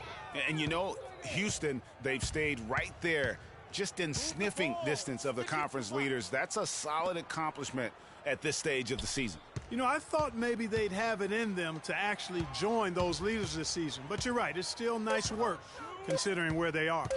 From 13, off the left rim and out. Just a solid performance on the interior. The rebounding has been off the charts. Yeah, you look across the board, it's actually sizing up, shaping up to be a great game. I mean, strong performances throughout, and they've really been strong on the glass. And for Trevor Ariza, almost exclusively a perimeter player on the offense last year. New scheme, Greg, new teammates, big adjustment. Yeah, the Rockets having Dwight Howard camping out in the lane and James Harden needing space for dribble drives. Not much room to operate inside for Ariza. But they do like his defense, and we know he can hit the 3. It's a pretty valuable commodity. And a little under 3.5 minutes elapsed in the second quarter of play. Rockets call timeout.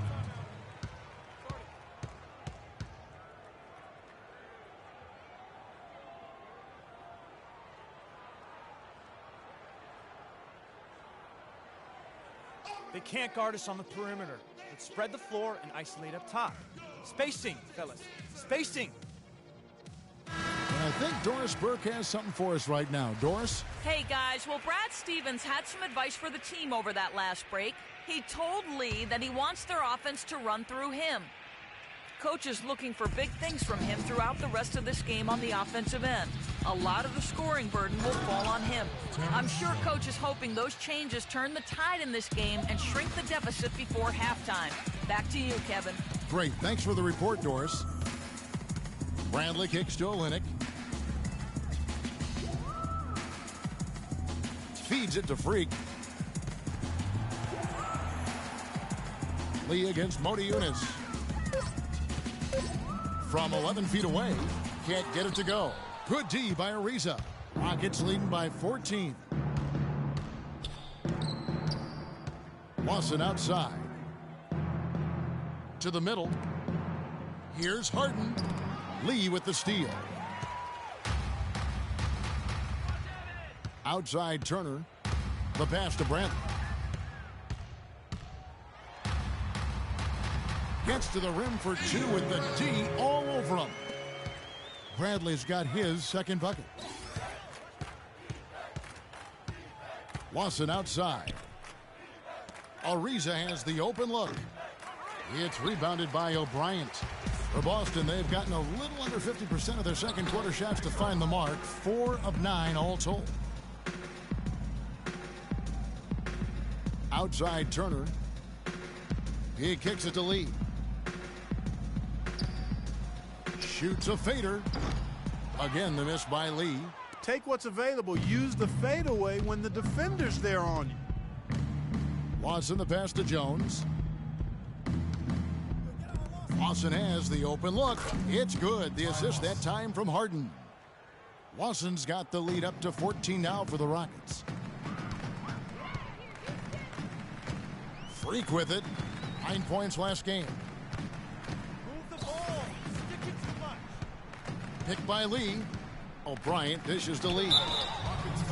And David Lee missing time early last season with that hamstring injury also opened the door up for Draymond Green to kind of take that starting power forward role. And give Lee credit, though. Didn't sulk, just threw himself into his new role as a super sub. Here in the second quarter, they've made all of their shots from the foul line. And that's a must-do when you're down.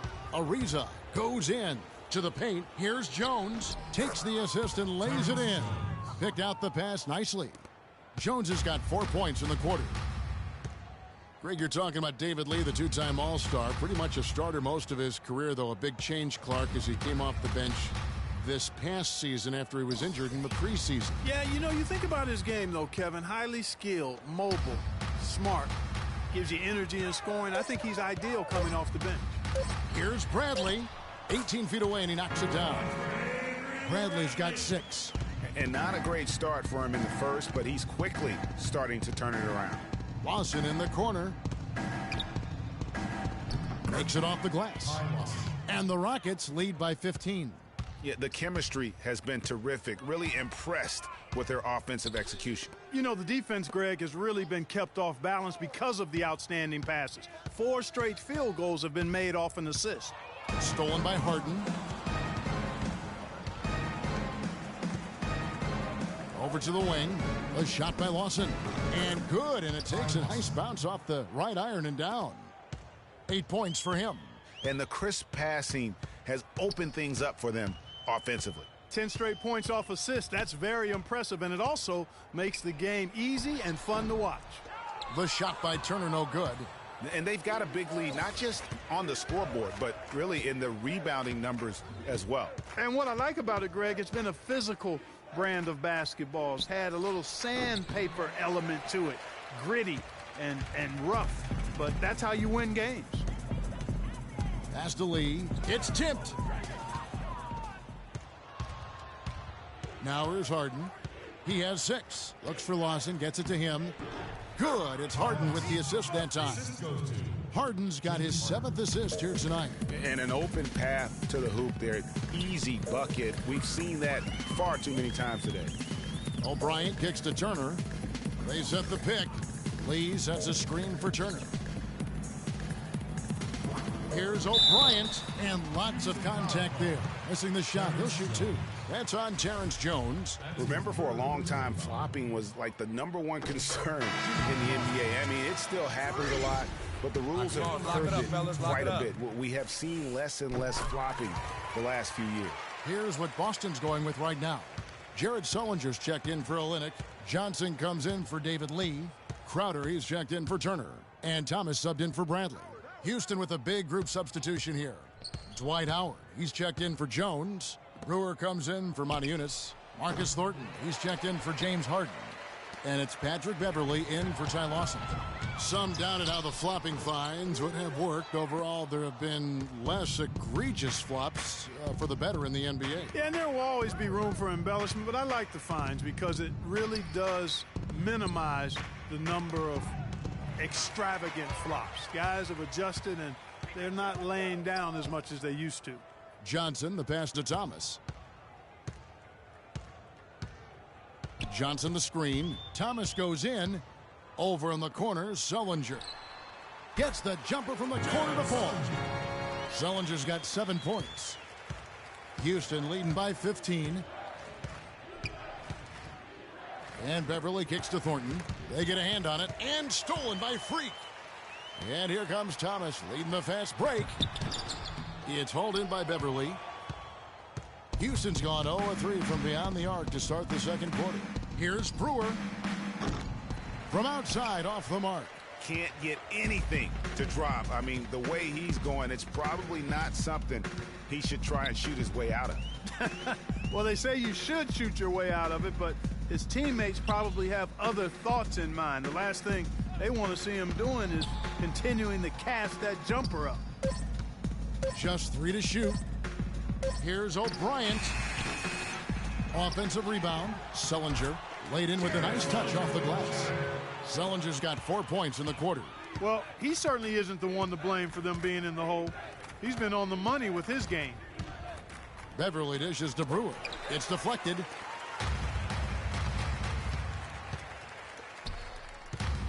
Crowder kicks to Johnson. Count it from 12. Johnson's got 5 now. That's how to orchestrate for your teammate. Terrific pass. Now the dish to Beverly. 1:53 left here in the second. Back to Thornton. Shot to stop the drought. He takes it up and lays it in. 7 points in the game. Really nice job to convert the putback opportunity there. I mean, he stayed with that play from start to finish. That's something we say about him a lot. Now here's Freak. He's guarded by Thornton. O'Brien, the pass to Sullinger. And another basket for Boston. And good passing, setting up a lot of these buckets right now, Kevin. That's been the key.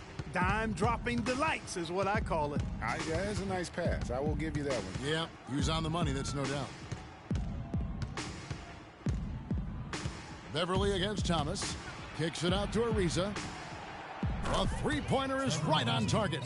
Ariza's got 10 points in the quarter. He's finding all kinds of ways to get it done. What a quarter he's having. There's the screen. Here's Thomas. No scoring yet from him, but that's likely to change. Jumper off the screen. Bounces high off the rim and drops. You know, the defense has got to do a much better job of fighting over those screens. And, Greg, especially when the ball is in his hands. I mean, come on now. You know he doesn't miss too many open looks like that. Boy, he threw out some punishment with that two-hand throwdown. And, Clark, now's the time to do it. Continue to attack that rim. 24 seconds left in the first half. Pass to Sullinger. That's in there. Thomas with the assist. Thomas got his 5th assist in this one. And now he's taken a solid opening in the quarter and built on it here in the second. They set the screen from deep. Thornton can't get it to go. Here's O'Brien. He knocks it down, but wait a minute. The officials are getting together. They may want to review this one. And the teams are going to have to wait before heading to the locker room. They're going to bring out the monitor and see if he got that shot off in time. And the replay center out in Secaucus delivering the footage. And guys, it sure looks like the shot left his hands just a moment too late. Yeah, this one pretty clear cut. I don't think there's much question about it. He didn't get it off in time. I'm sure the officials are going to agree with that. And they've seen enough. The basket will not count. The quarter has come to an end before the shot. Still important to have a second look at it, Kevin. I mean, the technology's available.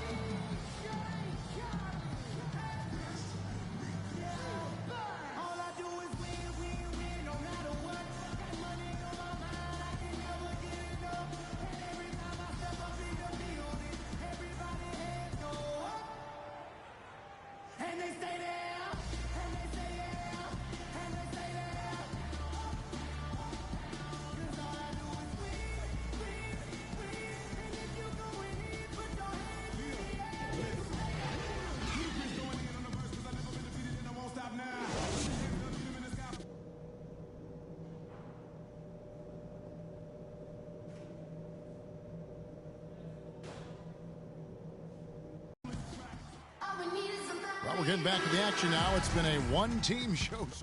And a new group in for the Celtics. Amir Johnson's checked in for Zeller. Jared Sullinger comes in for Lee. Crowder, he's checked in for Evan Turner. And it's O'Brien in for Avery Bradley. Houston also making some changes. Terrence Jones is checked in for Howard. Brewer comes in for Trevor Ariza. And it's Patrick Beverly in for Ty Lawson. O'Brien in at shooting guard. Jay Crowder out there with Jared Sullinger. Then it's Thomas. And it's Johnson in at the 5. That's the Boston 5. Stolen by Beverly. And here we go. Fast break. Beverly's got it. The shot misses. And the Celtics going the other way now.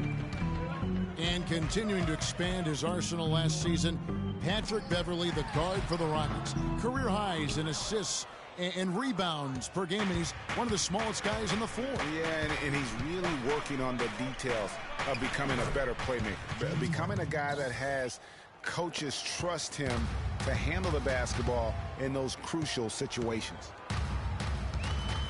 O'Brien kicks to Johnson.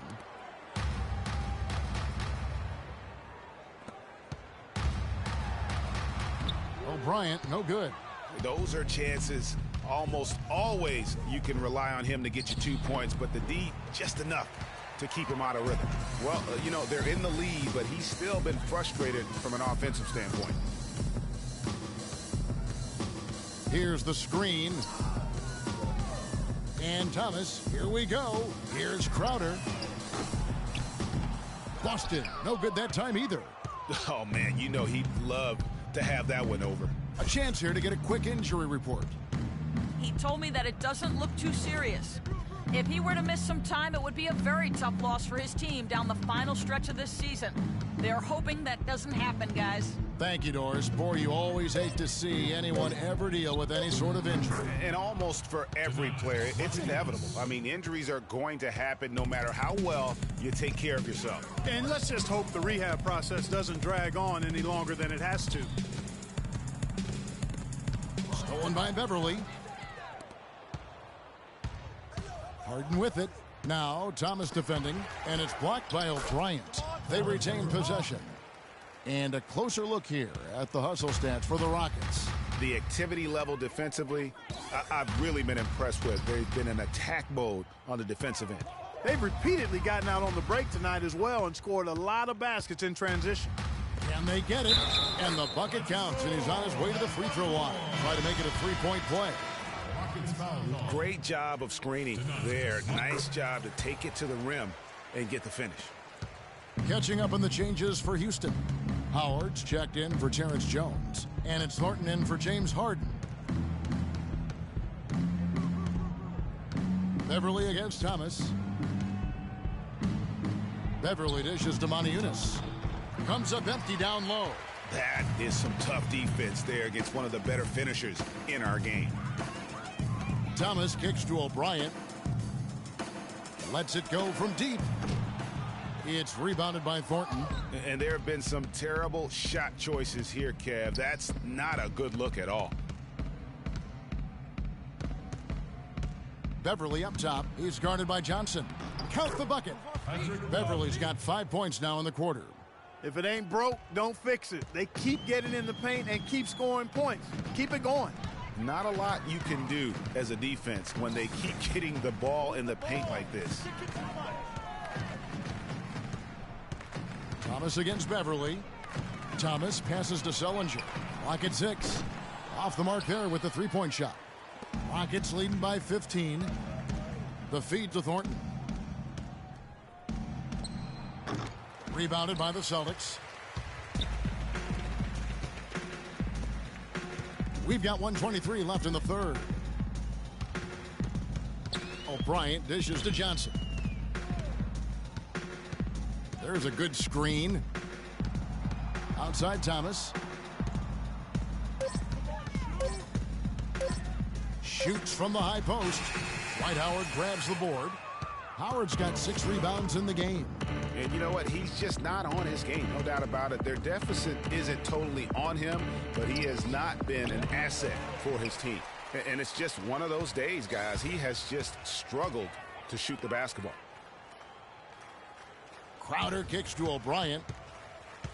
Sullinger the screen. O'Brien inside, covered by Brewer. Sullinger the screen. Shot off the screen. Good on the shot. Crowder's got his first bucket of the night. Well, he knew how many inches he had over the guy. I mean, let's face it, good decision to just rise up and take the jump shot. Beverly the pass to Brewer. Here's Montejunas. Lands soft on the front of the rim and drops. Montejunas has got 10 points here in the second half.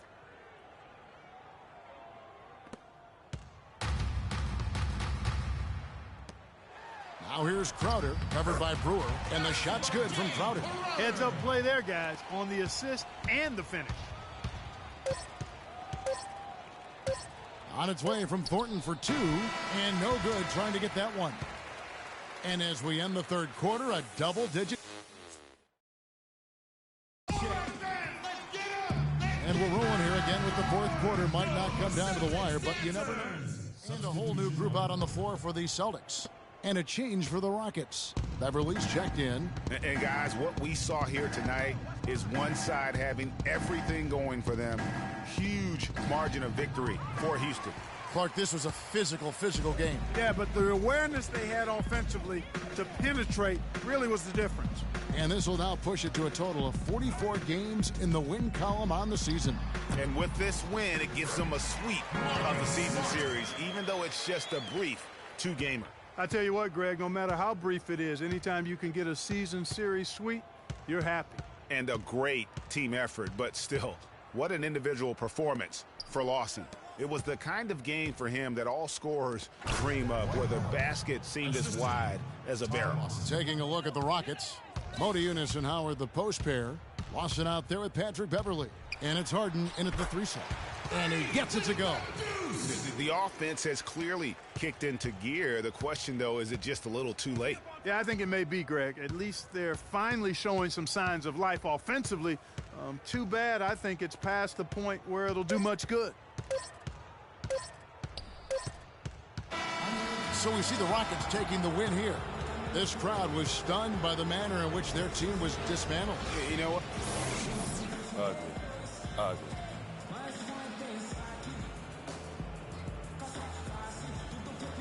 Well, first off, James, congratulations. The 2K Sports postgame show.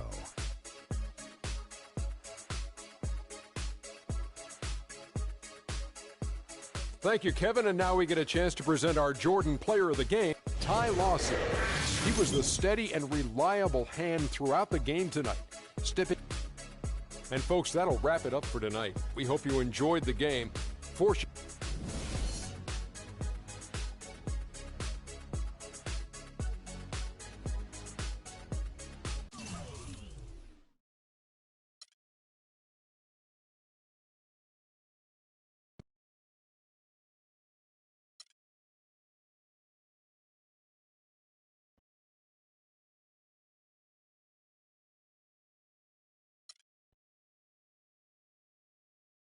I never had this feeling with any other woman in my life.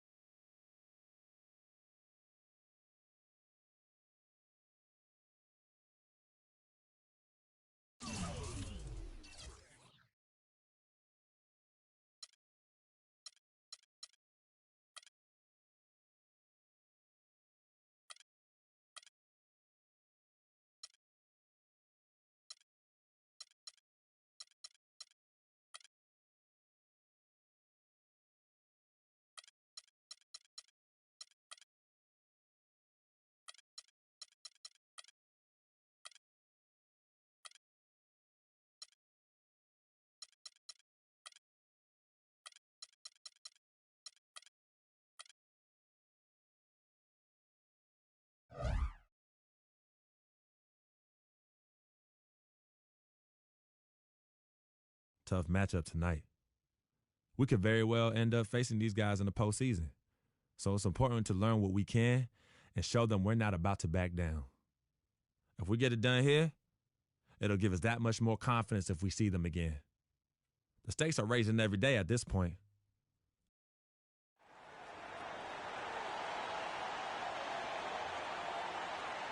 Starting at the other forward position. It's NBA basketball on 2K Sports. We're glad you could join us on this exciting Friday night matchup. This is Kevin Harlan along with Clark Kellogg and Greg Anthony. Doris Burke will be reporting from the sideline. Gola, he's checked in for Patterson. Johnson comes in for DeMar Carroll, and it's Joseph in for DeMar DeRozan. And a change for the Celtics. O'Brien, he's checked in for Bradley. On the court for the Celtics, Sullinger and Zeller are the duo down low. Thomas is out there with Freak, and it's Crowder in at the small forward position. For Boston, they come into this one following a loss to Oklahoma City. Yeah, and the foul trouble. Coming down the stretch, they didn't have the guys on the floor you'd like to have out there, nor could they be as aggressive on the defensive side of the ball. Yeah, and because of the foul trouble, they really didn't want to incur more foul trouble, so they backed off and became passive, and that's no way to play defense. Well, last year, Tyler Zeller both started and came off the bench, showed he could be an effective player, even when playing heavy minutes. Yeah, and if you look at the games that he played as a starter, he increased his usage, and it didn't bother his production at all. Lee's checked in for Jared Sullinger. Well, as far as the league's big men go, he's one of the very best at the foul line. Patience. Patience. Taking early threes is leading to long rebounds, which lead to transition points. Fifth on the list, the Celtics. The defense has been frenetic, and it seems like they're gaining momentum as the season wears on. I mean, they're forcing a lot of turnovers. And for Zeller last season, his numbers were the same or better as a starter. His scoring picked up a touch. Still had a great field goal percentage, too, so really solid production in his first couple of years. Crowder kicks to Lee. And it's Toronto with the rebound. They defeated Indiana in their last game. And what a heck of a performance for them, particularly offensively. I mean, there were stretches of that game where everything seemed to be falling. Ball movement was superb, majestic, and they got good shots and they made them. So it wasn't a surprise, but the ball movement was the key. O'Brien dishes to Thomas. Inside. And Zeller kicks to Crowder. Just 5 on the clock. Here's O'Brien. His three-pointers off the mark. And I think the big thing for Zeller was that he found his role in the league. He knows he'll be an energy guy who has to make the most of his touches. And to his credit, he is nothing but a positive force on the floor. The Raptors making a switch here. Biombo's checked in. And then for Boston, Amir Johnson's checked in for Tyler Zeller. And Turner's subbed in for Crowder. Dishes to Freak. The three. Offensive rebound. Johnson. That one's off. He starts the game with a miss. They've been beating them to a lot of those loose balls and rebounds here to start. Yeah, the half and half balls are going their way, and that's really a function of effort and intensity. The ball doesn't discriminate. Whoever goes and gets it, that's who owns it.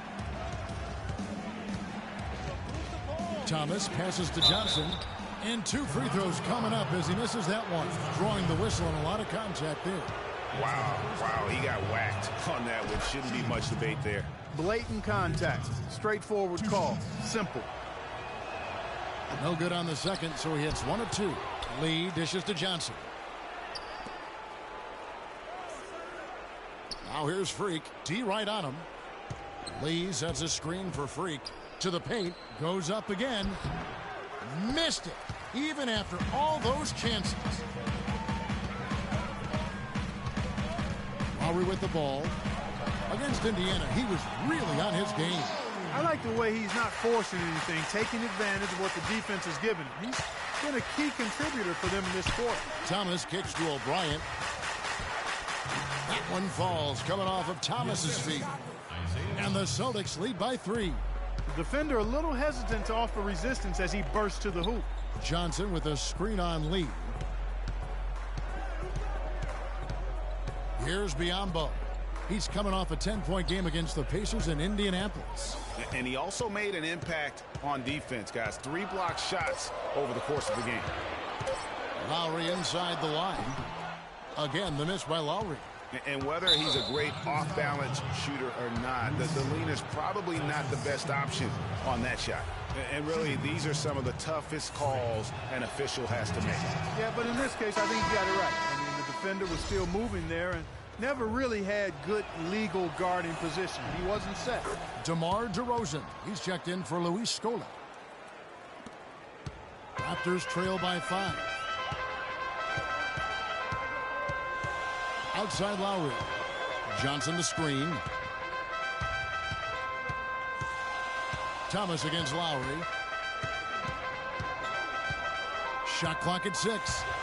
From the line. The wide open look here for DeRozan. No good.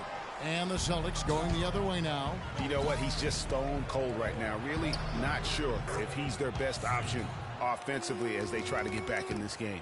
Just a great job of attacking on the break. Yeah, you know, exploding to the basket like that, Greg, just as soon as that ball was going the other way, that's exactly how you want to do it. The dish to Joseph, off the screen, and he didn't get quite enough under that one. Good pick, but he just couldn't make it count. Yeah, nice job of setting the screen by his teammate there, and I'm sure he appreciated it. Thomas goes in. Biyombo with the block. Fast break Toronto. Joseph leading the charge. And fouled hard that time. He'll get to the line and shoot 2. And stretching back to the break, here's how the Celtics have performed. 5th in steals, 6th in assists, and they're in the top 10 in opponent field goal percentage. That's pretty good company. It points out the fact that they do prioritize the defensive end. And that ranking in the steals category, airtight perimeter defense, is one of the things that makes this team go. Their aggressiveness, for me, sets them apart.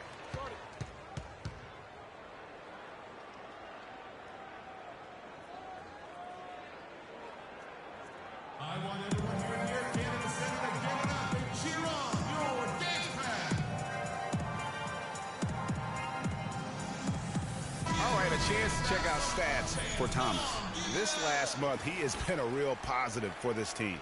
He's putting up about 16 points a game, 6 assists, and 3 rebounds. And this is the kind of strong, steady play you like to see. He's earning his keep and helping them win games.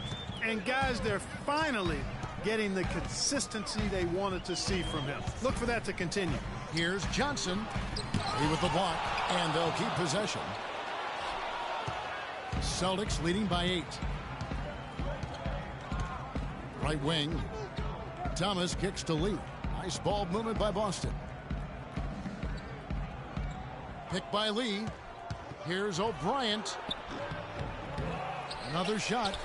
The rebound by Johnson. Johnson's got his 3rd rebound on the night. Now here's Joseph. Turner covering.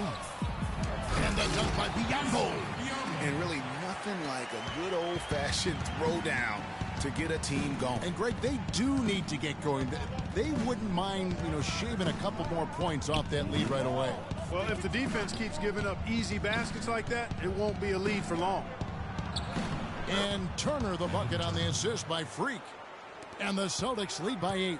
Those are the kind of nice inside looks they've gotten in the first half here. And I think they should continue to work the ball down low, Clark. It's really going to free up their outside shooting. Johnson, good. Johnson, 2 points. Boston leading by 6. Now Thomas. He hasn't yet put up any points in this one.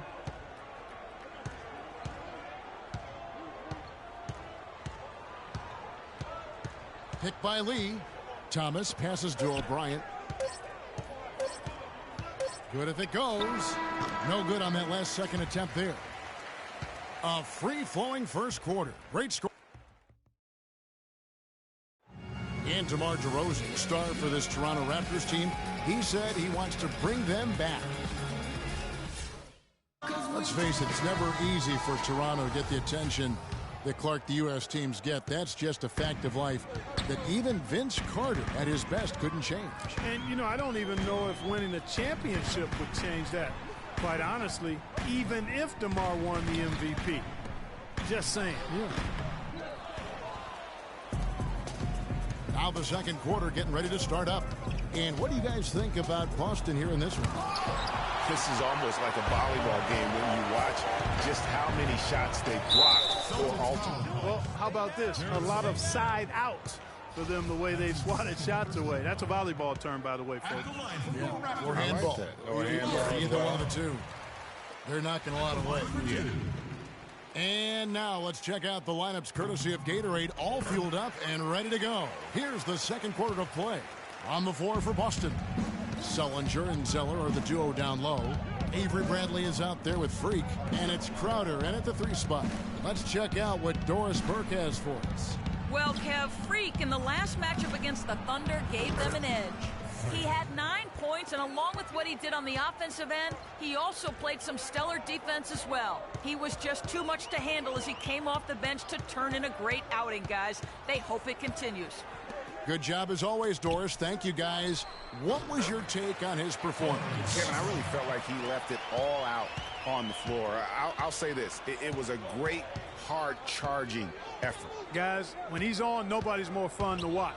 And he was definitely on in that game. The defense ready for him on that possession. They had to be because he is so strong in the paint. Joseph with the ball, now guarded by Bradley. Joseph dishes to DeRozan with the fadeaway, and that one's good. DeRozan's got 6 points.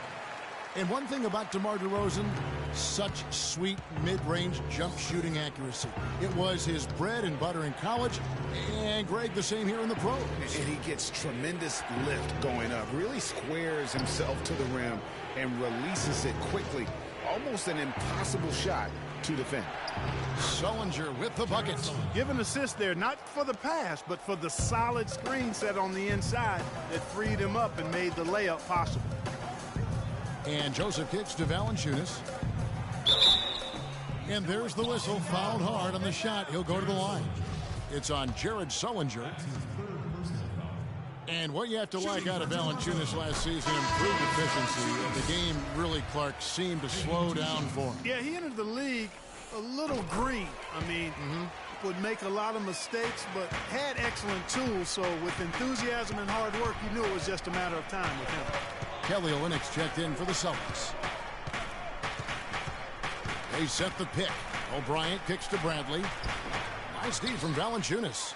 And this is why you need good defenders on the interior to contest shots. Yeah, Greg, making every shot a hard one, even the shots in close. And for Valanciunas last year, his offensive production was similar to the year before, but he cut down on his turnovers. He also raised his shooting percentage to a career-high 57%, and that, my friends, is improved efficiency. Now that we have a chance, let's take a look at the NBA's scoring leaders since the All-Star break. The 4th spot held by DeMar DeRozan. He is making his mark in a big way and with big points. You love to see guys get better the later in the season we get. Luis Scola, he's checked in for the Raptors. And DeRozan kicks to Scola. And it's blocked. And that's out of bounds. Toronto will retain possession.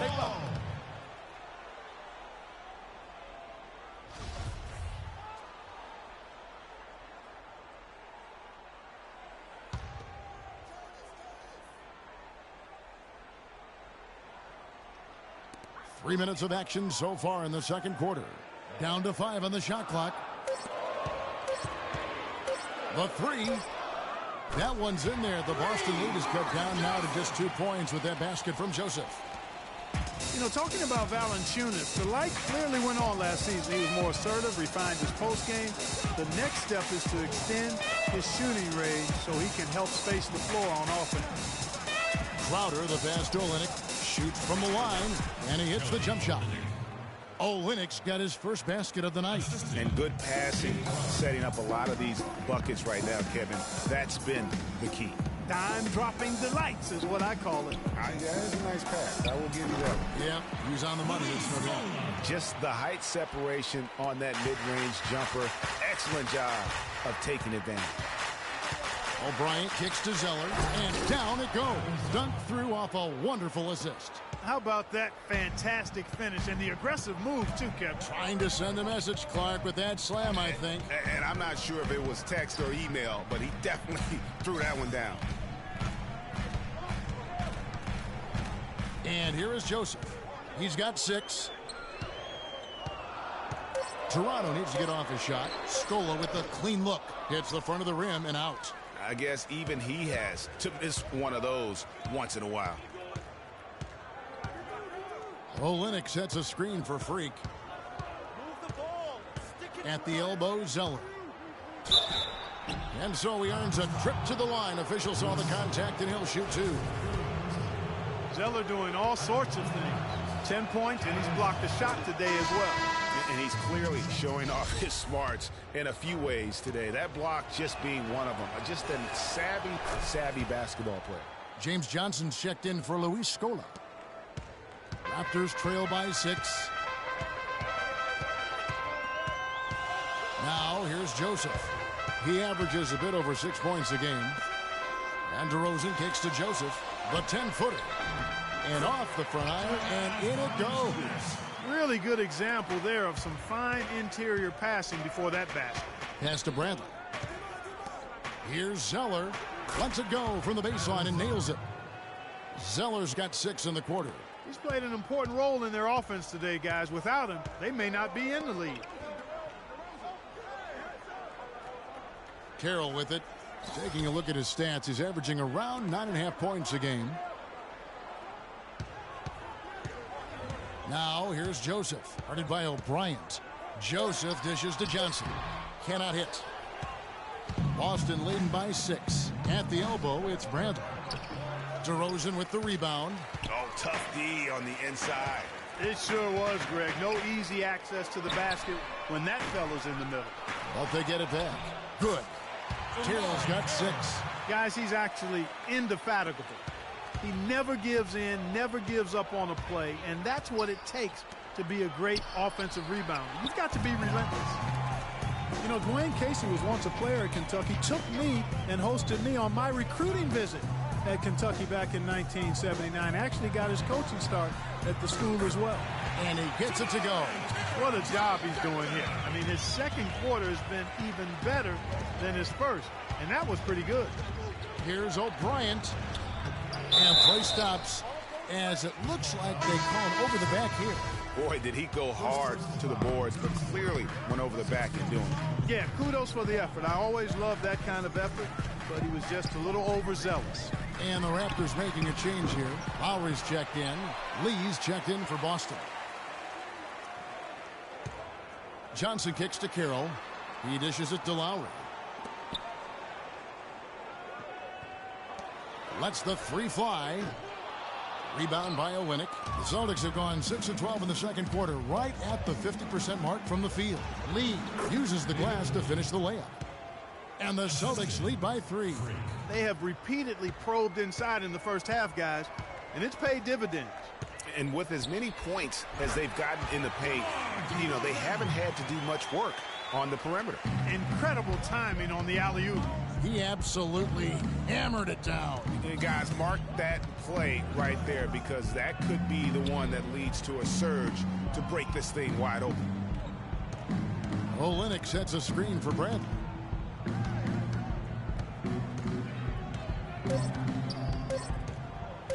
"18 feet out. That one wide left." More good work on the glass there.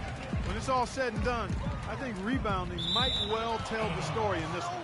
And that should tilt things their way, no doubt. They've been winning on the backboard. Biombo, he's checked in for the Raptors. And then for Boston, Amir Johnson's checked in for Kelly Olynyk. Turner comes in for Jay Crowder. And Thomas subbed in for Avery Bradley. Thomas gets a wide open look. Offline with his 3. Toronto's gone 2 for 5 from three-point land since the end of the first. Biombo kicks to Lowry. On the wing, Johnson. He's guarded by Johnson. The pass to Carroll from 11 feet away. That falls. Nice feed that time from Kyle Lowry. Lowry's got his 4th assist with that last one here tonight. Outside Thomas. Johnson the screen. It's stolen by Lowry.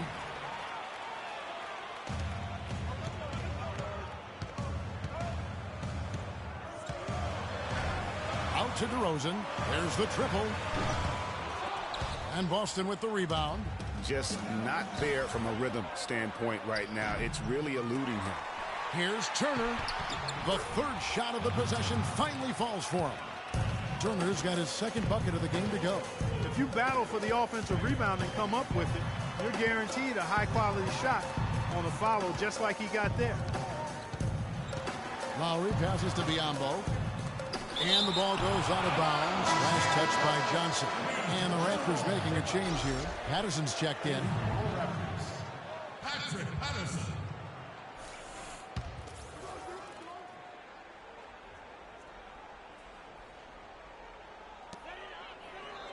Clock at 6. They get it again. Johnson can't get it to go. Now, nice work there to contest the finish inside. You know, they got the shot they wanted, but his defense, deterred them from those plans. And he gets it to go. And I like how he draws the attention on the inside and then the nice little kick out in rhythm for the jumper. Patterson, the screen. Now Lowry. He's got 9.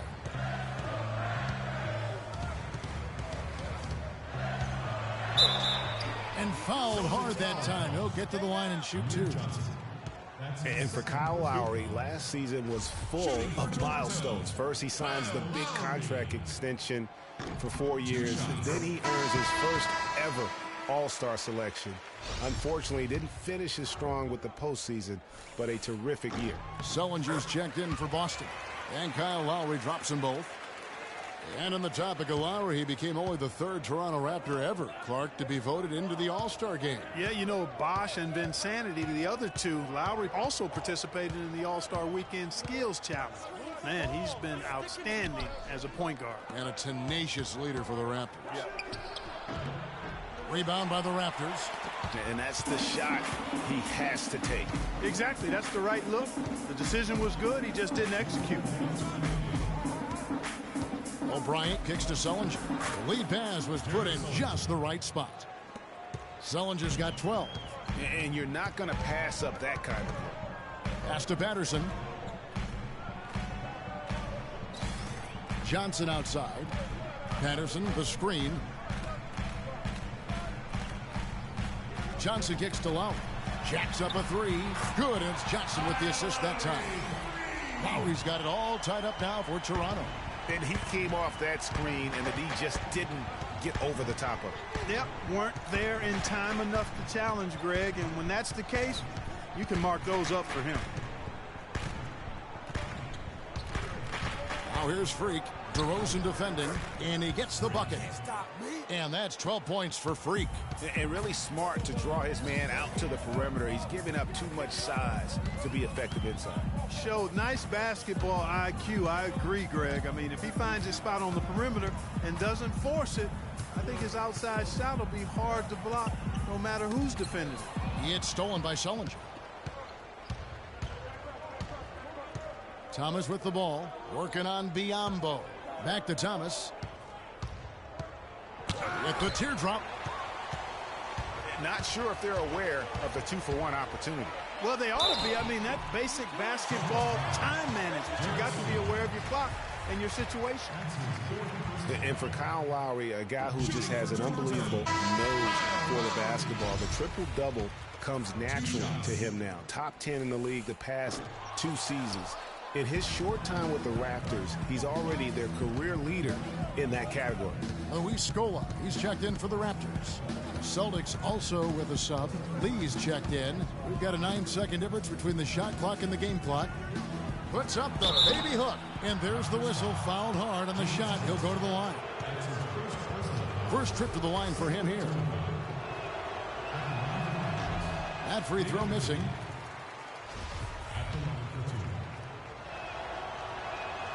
And the second free throw, good. Toronto trailing. I'd like to see him use a little clock here. I agree with you. Milk the clock with this possession. That's what they've got to be doing. Outside DeRozan. Passes to Lowry. He got it! That is one fantastic buzzer beater!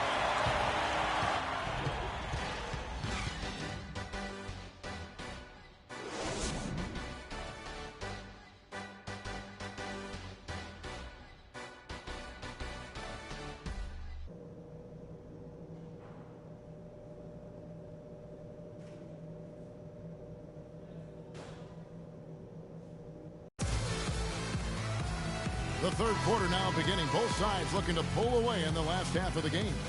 Kyle Lowry has just been sensational. Center group in now for the Raptors. Biyombo is checked in for Jonas Valanciunas. Scola comes in for Patrick Patterson. Johnson, he's checked in for DeMar Carroll. And it's Joseph in for DeMar DeRozan. Then for the Celtics, Kelly Olynyk's checked in for Tyler Zeller. Johnson comes in for David Lee. And it's O'Brien's in for Bradley. Lowry out there with Corey Joseph. Then it's James Johnson. Then it's Scola. And it's Biyombo at the 5 down low. So that's the 5 in the game for Toronto. And a wide open look for Freak. Chance there to take the lead. Missing. Here's Joseph. And the shot counts. He's fouled. And it's a chance for a three-point play. Yeah, heads up aggressive play right there. Saw the smaller man on him and took it straight to the basket. And the Celtics making a change here. Turner's checked in. Celtics trail by 5. Thomas kicks to Turner. Freak sets a screen for Turner. To the middle. Here's Johnson. He used that pick to get in close. Great job of screening there. Nice job to take it to the rim and get the finish.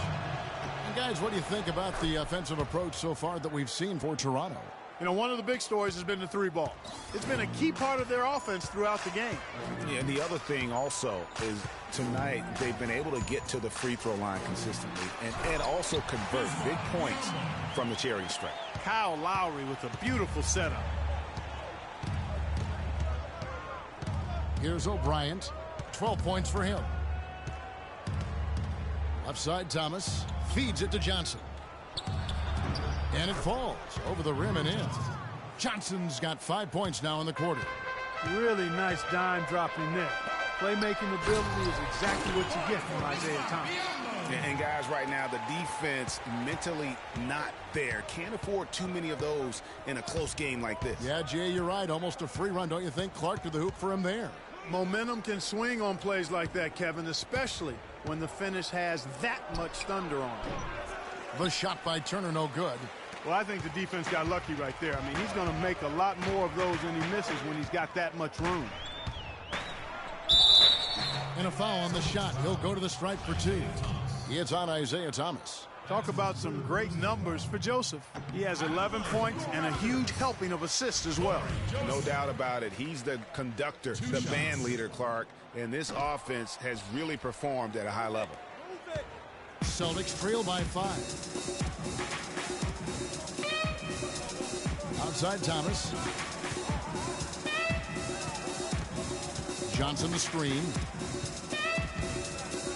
6 on the shot clock. Thomas dishes to Johnson. That's good. And it's Thomas picking up the assist. 10 points for Johnson.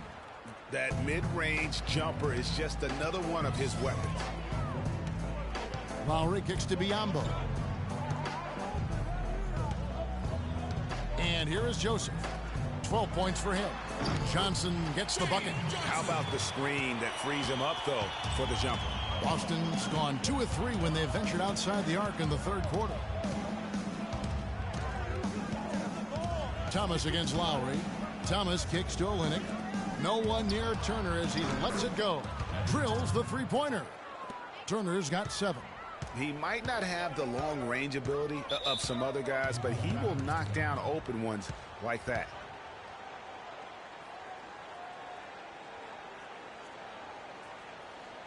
Let's go quickly over to Doris Burke for an update. Hi, guys. Over that break, I was able to catch the message Brad Stevens was giving to his team. He made no mistake that their plan was to run their offense through Johnson.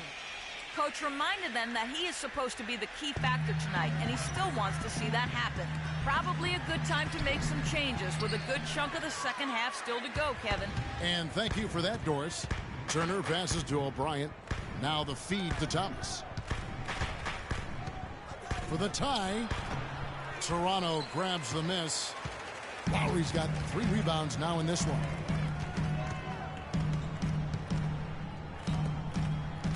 Johnson the screen. To the wing on the left. Now here's Joseph. Defense is right there. Inside. Here's Biyombo. And off the front iron, and in it goes. Biyombo's got 6 in the quarter. They're finding lanes to the hoop now with consistency. 5 buckets in a row from the paint. And on the flip side, Greg, the defenders have to show more fight on the interior. They've got to offer more resistance here.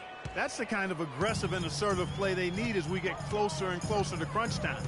You're right, Clark. Just continue to pound it in the paint and get those easy points inside. Lowry kicks to Biyombo. Oh, and there's the one-handed jam. Right back to the basics there, using the one-hand slam for that one. Doesn't he make the basics look pretty exceptional? Yeah, he does. They look sweet when he does them. And he better stay with those basics because this game is still yet to be determined. O'Brien kicks to Thomas. To the inside. Here's Turner. Scola with the rebound. Toronto leading by 4.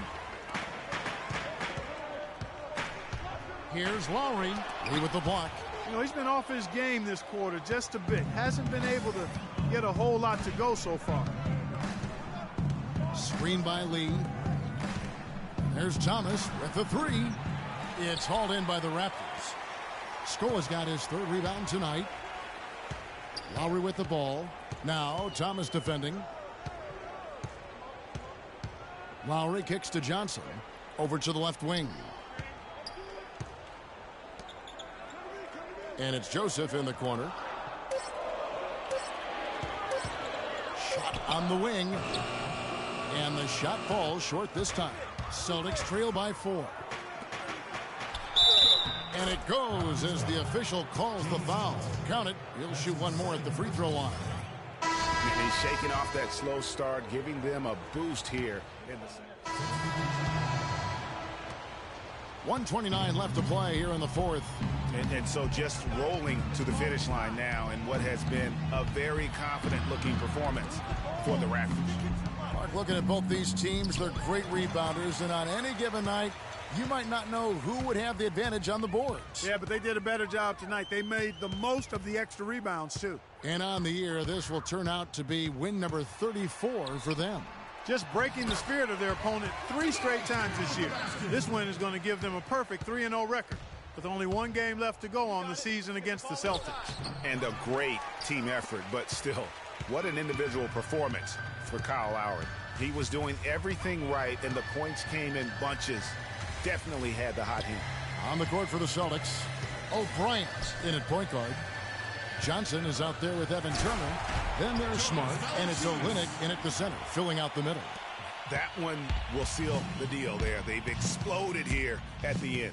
Boy, I love the serious killer instinct they've shown, finishing strong. He feeds it to Freak. Just 5 to shoot. Johnson dishes to Smart.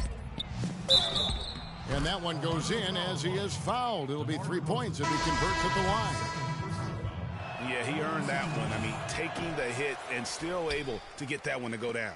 Incredible body control right there. Don't know how he was able to get that one to go, but it sure was a thing of beauty to watch. Now here's Wright. And so Toronto takes this one, but by a big margin.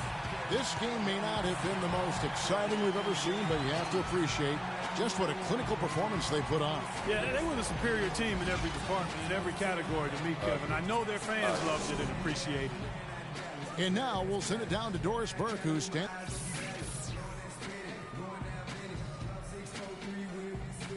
Kyle, congratulations. The 2K Sports postgame show.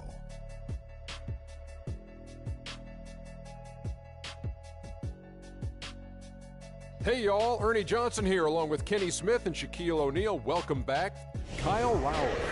Double figures in both points and assists for the double-double that led the way. And, folks, that'll wrap it up for tonight. We hope you enjoyed the game.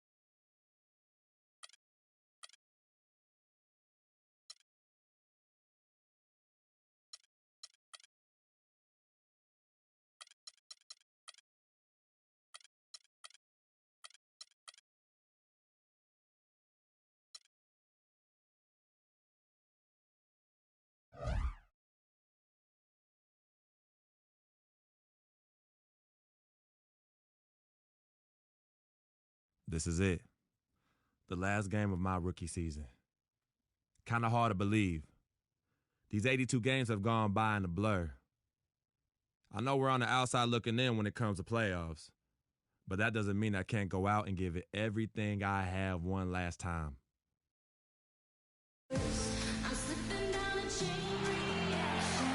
On the road, looking for a win against an Eastern Conference rival, the Miami Heat are ready to get this thing started.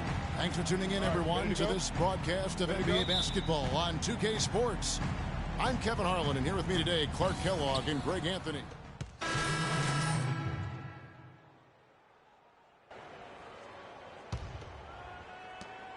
The Heat leading by 8. Well, I think it's been said about 1,000 times now how Coach Spoelstra started as a video coordinator with the Heat, but he's been with the organization for so long, they are starting to become synonymous. Thomas with the ball. A 17-point game for him in the win against Charlotte. And what I enjoyed when watching that game was the way he balanced getting his shot and also incorporating his teammates. On the clock, it's Sullinger with the drive. And really a fantastic season for Sullinger last year. Really made some leaps forward, but missed a lot of time still due to injury. Sullinger did continue to improve last year, Clark, but you can't ignore that he had to miss time once again. Yeah, and you hope that he'll be able to stay healthy for a full year at some point. When he's on the floor, he's a hard matchup for just about every team in the league. Dragic kicks to Stoudemire. Back to Dragic. Second chance shot, and he lays it up and in. Dragic has got 9 points. You know, a team's rebounding is one of the great measures of its energy, and theirs has been terrific in the first quarter. Yeah, they've brought it in terms of having another. We're playing too much on the perimeter. Let's look to dump the ball inside. With 1 game to go, let's take a look at how the final seeding will look in the East. Look at the Heat advantage. All right, let's keep it going for your Celtics. Just a couple spots back. And when you look at Miami, so much has gone right for them this season. They've needed some breaks to go their way, and it feels like they've gotten them all. Now they're poised for success in the playoffs. They look to be a dangerous team. I wouldn't have thought that a few months ago, but now I'm a believer. Thomas against Green. Thomas dishes to Freak, and the dunk to finish it off. A beauty. And you can tell he's hungry because that's how you eat away at a lead right there. Make some highlight reel plays and shake that defense up. Well, Greg, you're right. Not all 2 points are the same. Not when they come on a stuff like that one. Well, I like the craftiness in his game. I mean, he can distribute or he can attack the basket, just like we saw right there. Shoots in deep. Uses the glass that time, and it's good. And now just a 4-point Heat lead. Miami's on 1 of 2 from long range.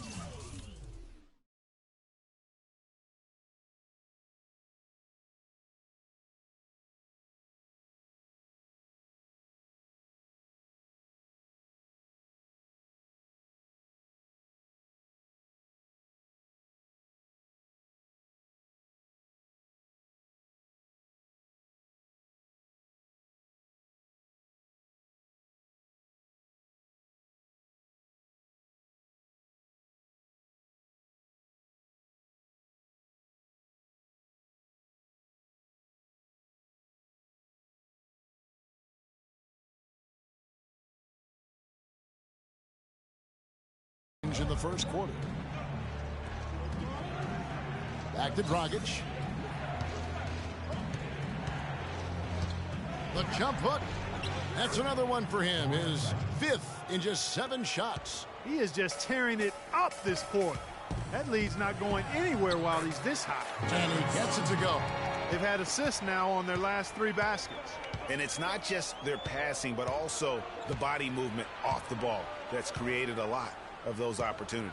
The feed now to Stoudemire. It's good, and he drew contact on the shot, so he will go to the line.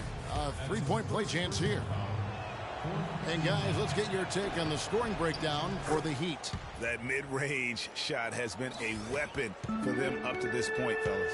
They've established their presence in the paint tonight. Also, a lot of their scoring to this point coming from down low. Thomas against Green. Johnson in the corner. Now here's Freak. He's coming off a 10-point game against Charlotte. And he also was a table setter in that game, Kevin. Just an amazing job with his passing. Just a joy to watch that. Outside Dragic. All sorts of time. Can't hit. And it's Boston the other way. They defeated Charlotte in their last game.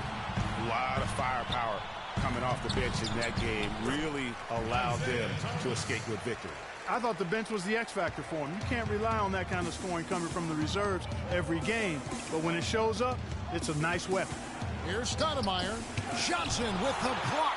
Rebounding is going to be the focal point for them in this one, fellas. I can feel it. Well, it always is, and it has been so far, and they've gotten a nice edge on the glass. Winslow kicks to Dragic.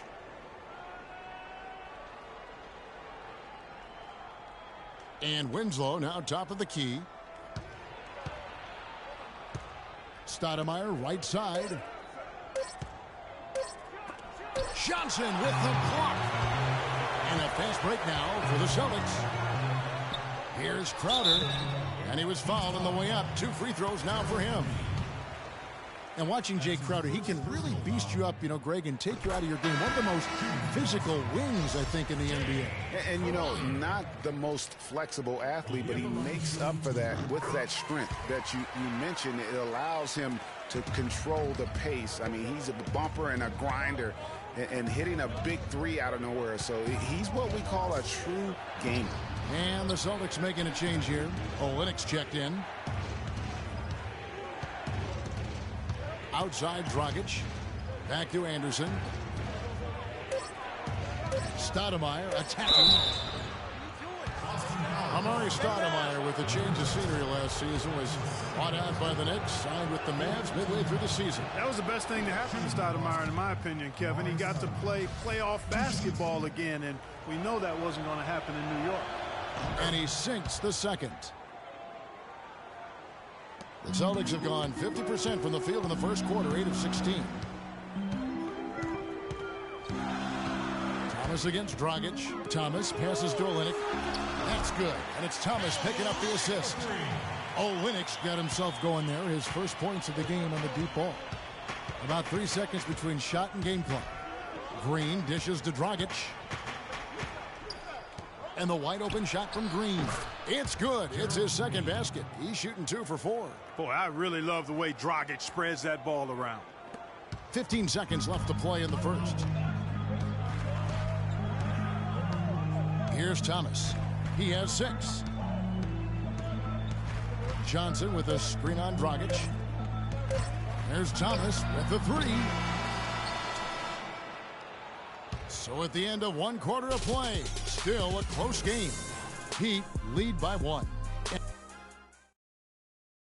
And now a chance to hear from Chris Bosh about what it meant to him to become an NBA player, the fulfillment of a lifelong dream.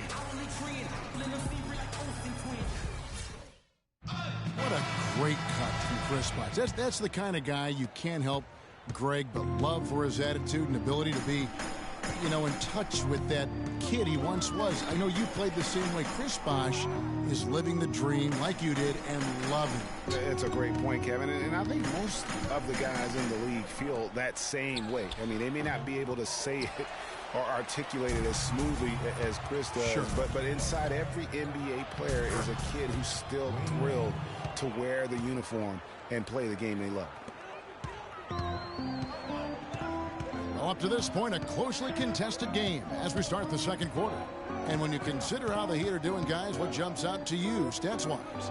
How good has the ball movement been here? Just absolutely terrific. Boy, that kind of timely passing, Greg, really fun to watch. Bradley and Turner filling out the perimeter. David Lee is out there with Kelly Olynyk, and it's O'Bryant in at the 1. That's the Boston 5. And Doris Burke has a report for us from the sideline. Well, Kev, Freak in the last matchup against the Hornets was a big factor. He picked up 10 points, and part of that scoring came from beyond the arc, adding a few threes to his already impressive season total. The cherry on top for him, in addition to his outing, was ending the losing streak his team had been suffering through. We all know how big those moments can be for a team, Kevin. Thank you, Doris. He was the player they leaned on that night. He didn't disappoint him. Not at all. Came through in a big way. Whatever they needed from him, he was able to deliver. Well, I think he actually gave them a little more than what they needed. Terrific all-around effort. Right side, no good. Last outing for Miami, it was a loss to the Pistons in Detroit. And I really felt in watching that game that they needed to abandon the three-point shot. It wasn't there. The percentage was horrific, but yet they continue to try and knock them down. And I really think that's what did them in. I mean, sometimes it's just not there for you on the perimeter, and you can't try to shoot yourself out of a bad shooting night from outside. And you can learn a lot about rebounding by watching this guy. Look at the fundamentals there on the box out. O'Bryant kicks to Olynyk. Feeds to Freak. Three-pointer. Tries to save it. Boston. No good that time either. The Heat leading by 3. Dragic the pass to Bosh. And that's good. And it's Dragic with the assist. Dragic has got his 7th assist in the game.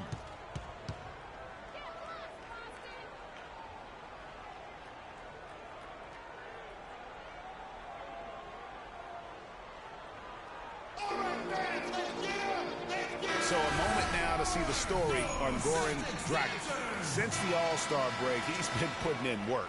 He's getting around 16 points a game, 6 assists, and 3 rebounds. And his playmaking really stands out, making his teammates better offensively with his terrific passing. Yeah, he's outstanding at controlling the tempo. I mean, keeps the ball moving and, of course, finds the open man. Jared Sullinger's checked in for Kelly Olynyk. And there's the whistle. Illegal screen. And this gives us a chance to highlight the rookies with the most assists here in the second half of the season. Freak, 3rd.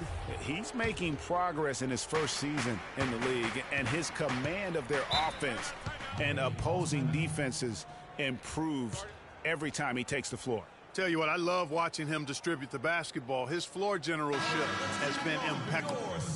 Let's catch up with Doris from the sideline. Hi, guys. Over that break, I was able to catch the message Brad Stevens was giving to his team.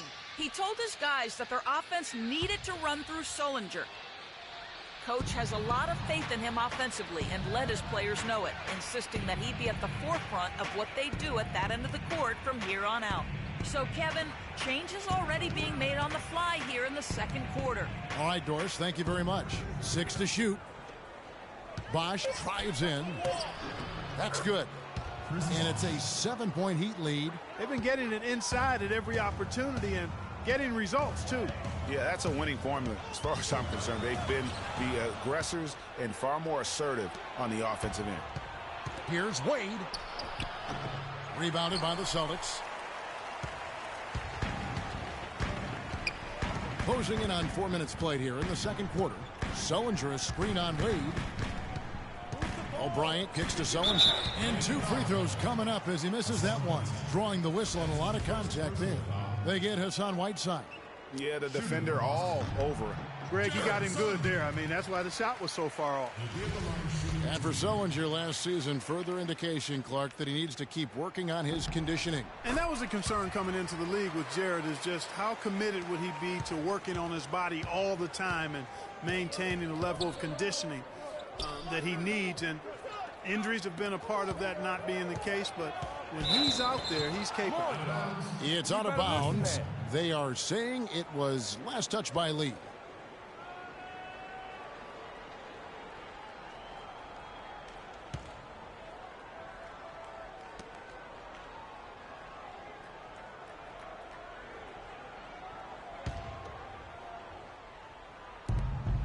Miami leading by 5. And talking about Sullinger, you wonder if he's been in the right scheme for the past couple of years. He's not a three-point shooter. He's a back-to-the-basket banger. You want proof? Only hit 28% from behind the arc last season, and that was his career high. O'Brien dishes to Turner. Outside for Sullinger. Clock at 4. O'Brien the pass to Turner. And that one's on target from the wing. Turner's got his second basket. You know, on the topic of Sullinger, guys, he said publicly that people are doubting him. And he's right. I mean, until he gets in better shape and stays that way, there will always be questions surrounding that part of his game. Hopefully for him going forward, he can be more Duncan than Diao in the way he treats his body. Boy, guys, they've shown some great passing on their last few trips down the floor. Excellent. 4 straight passes leading to scores. Great team play. Tyler Zeller's checked in for Boston. Pick by Zeller. Now here's Freak. He's guarded by Dragic. Here's Sullinger. Miami grabs the miss. Whiteside's got his 8th rebound here tonight. That's something they need to do more of. Get after it on the glass. Go get those boards. Clark, it wouldn't hurt. Some extra possessions would definitely help narrow the gap and maybe swing the momentum. And Turner kicks to O'Brien. Sullinger a screen on Whiteside. Sullinger no good. Miami leading by 8. Here's Wade. The rim rattling two-handed jam. Great pass by Bosch there. And Boston has possession. Now Freak, looking at his point production, he averages almost 8 points a game. Got a piece of it, and stolen by Whiteside. Dragic against Turner. Wade. Here's Whiteside, and that's good. A nice job in the glass as they pick up 2 on the second effort. Every time they get scored on during this run, it's come from inside the paint. Yeah, they have really owned the interior. You've got to collapse that defense and force them to beat you over the top. And guys, they continue to put a lot of pressure on the interior defenders with the way they work down low.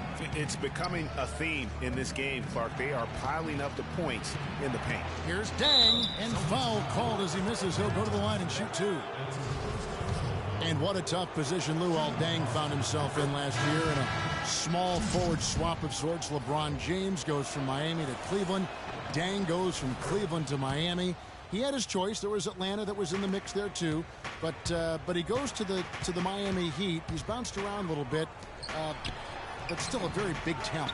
He is. You know, he kind of likes following legends. Remember, Scottie Pippen was that great small forward in Chicago, and then Luol Deng was the next heir apparent. So he seemed to be pretty comfortable stepping into LeBron's role. Unfortunately, not able to deliver at the same level. And let's face it, the problem is you can't make up for losing the best player in the game, and that's the case here in Miami for Luol. Pick by Zeller. Off the screen, and that one is stuffed right through. And it was the screen there, guys, that freed him up as he ran his man into it. And then it was all acceleration, GA, to the bucket right after that. Almost a backboard breaker. Here's Bosch. And a little luck that time, but it drops. Bosch has got 11 here in this quarter alone. Wow, unconscious has he been this quarter. They're riding that hot hand. O'Brien dishes to Sullinger. Bradley sets the pick for Sullinger. And he comes off the screen to bury the jump shot. Sullinger's got 10 points. Perfect screen there. Set him up with a terrific look. Yeah, I like the fact that the setup was good, the screen was solid, but you also have to look at the fact the defender didn't do his job as well as he could have. Now here's Freak. Wade is covering. Sullinger the screen. Passes it to Zeller. Stoudemire with the defensive effort. The edge on the glass is the difference. It's allowed them to build this lead. And really a reflection of their superior effort level to this point. It seems to me they've gone after this win a little bit more. I mean, even from over here, you can see that one pretty clearly. No question about it, Greg. I mean, a ton of contact and a good call by the official. Amir Johnson's checked in for Boston. Thomas comes in for Bradley. Anderson, he's checked in for Miami. Winslow comes in for Luol Deng. Thomas a screen. O'Brien the pass to Thomas. For the three. And the shot's good from Crowder. Crowder's got 7. I'm not sure that was the play they had set up, but it was too good a look to pass up. Here's Wade. Loses the defender with the screen and drills the jumper. And fellas, in this quarter, he's improved on what was already a very good performance in period number 1. Johnson the screen. Zeller setting the pick for Thomas. Kicks to Johnson. Can't get it to go. The Heat go the other way with it. Wade outside. Stoudemire right side. Outside Green. Lands soft on the front of the rim and drops. He has 7. Playing smart offensively in the first half, no doubt about it. Yeah, the numbers support it. I mean, they're shooting the much better percentage from the field so far. Left side Thomas, uncovered. Stoudemire grabs the board. Nobody even close to him, and he can't believe he doesn't knock it down. And Green gets it to go. Green's got 9. Well, they've really cranked up the intensity, tracking down those loose caroms, stacking up second chance buckets in a big pile. Yeah, and those hustle points are just another reason they're in control. And here's Freak. Johnson the screen. Crowder with it, and there's the foul on Jay Crowder. That's his first foul. Oh, great defense there. Anticipated the play and got there first. And not afraid to put his body on the line either, Greg. He took a shot for the team in that situation. Boston making a switch here. Olynyk's checked in. Wade kicks to Green. The three-pointer off the mark. Celtics trail by 19. O'Brien dishes to Thomas.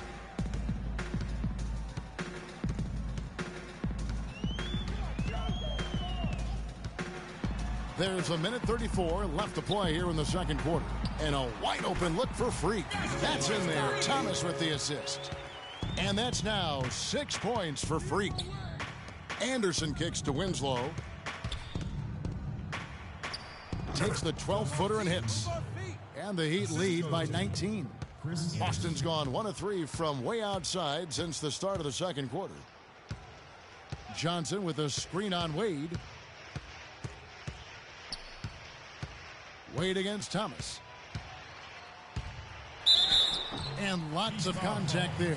Missing the shot. He'll shoot 2. That's on Chris Anderson.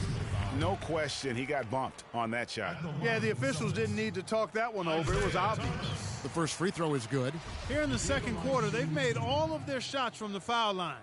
And that's a must-do when you're down. And both free throws good for Thomas. What a night so far for Thomas. He's got 8 points, and he's hit 6 shots from the charity stripe, contributing to their offense. And you know what? When he's had the opportunity, he's been in attack mode, and that's what led to those points at the line.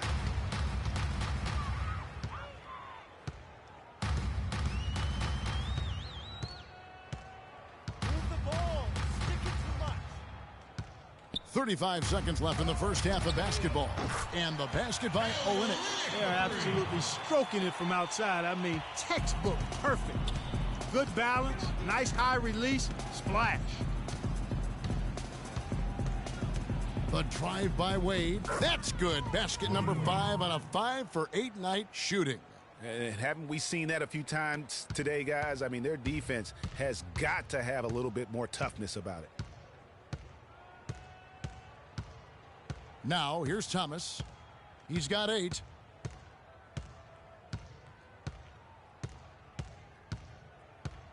There's a good screen.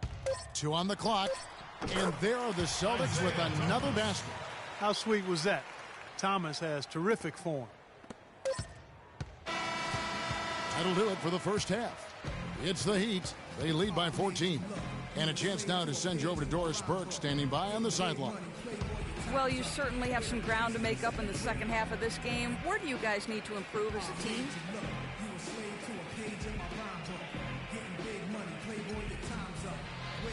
I don't think we're matching their level.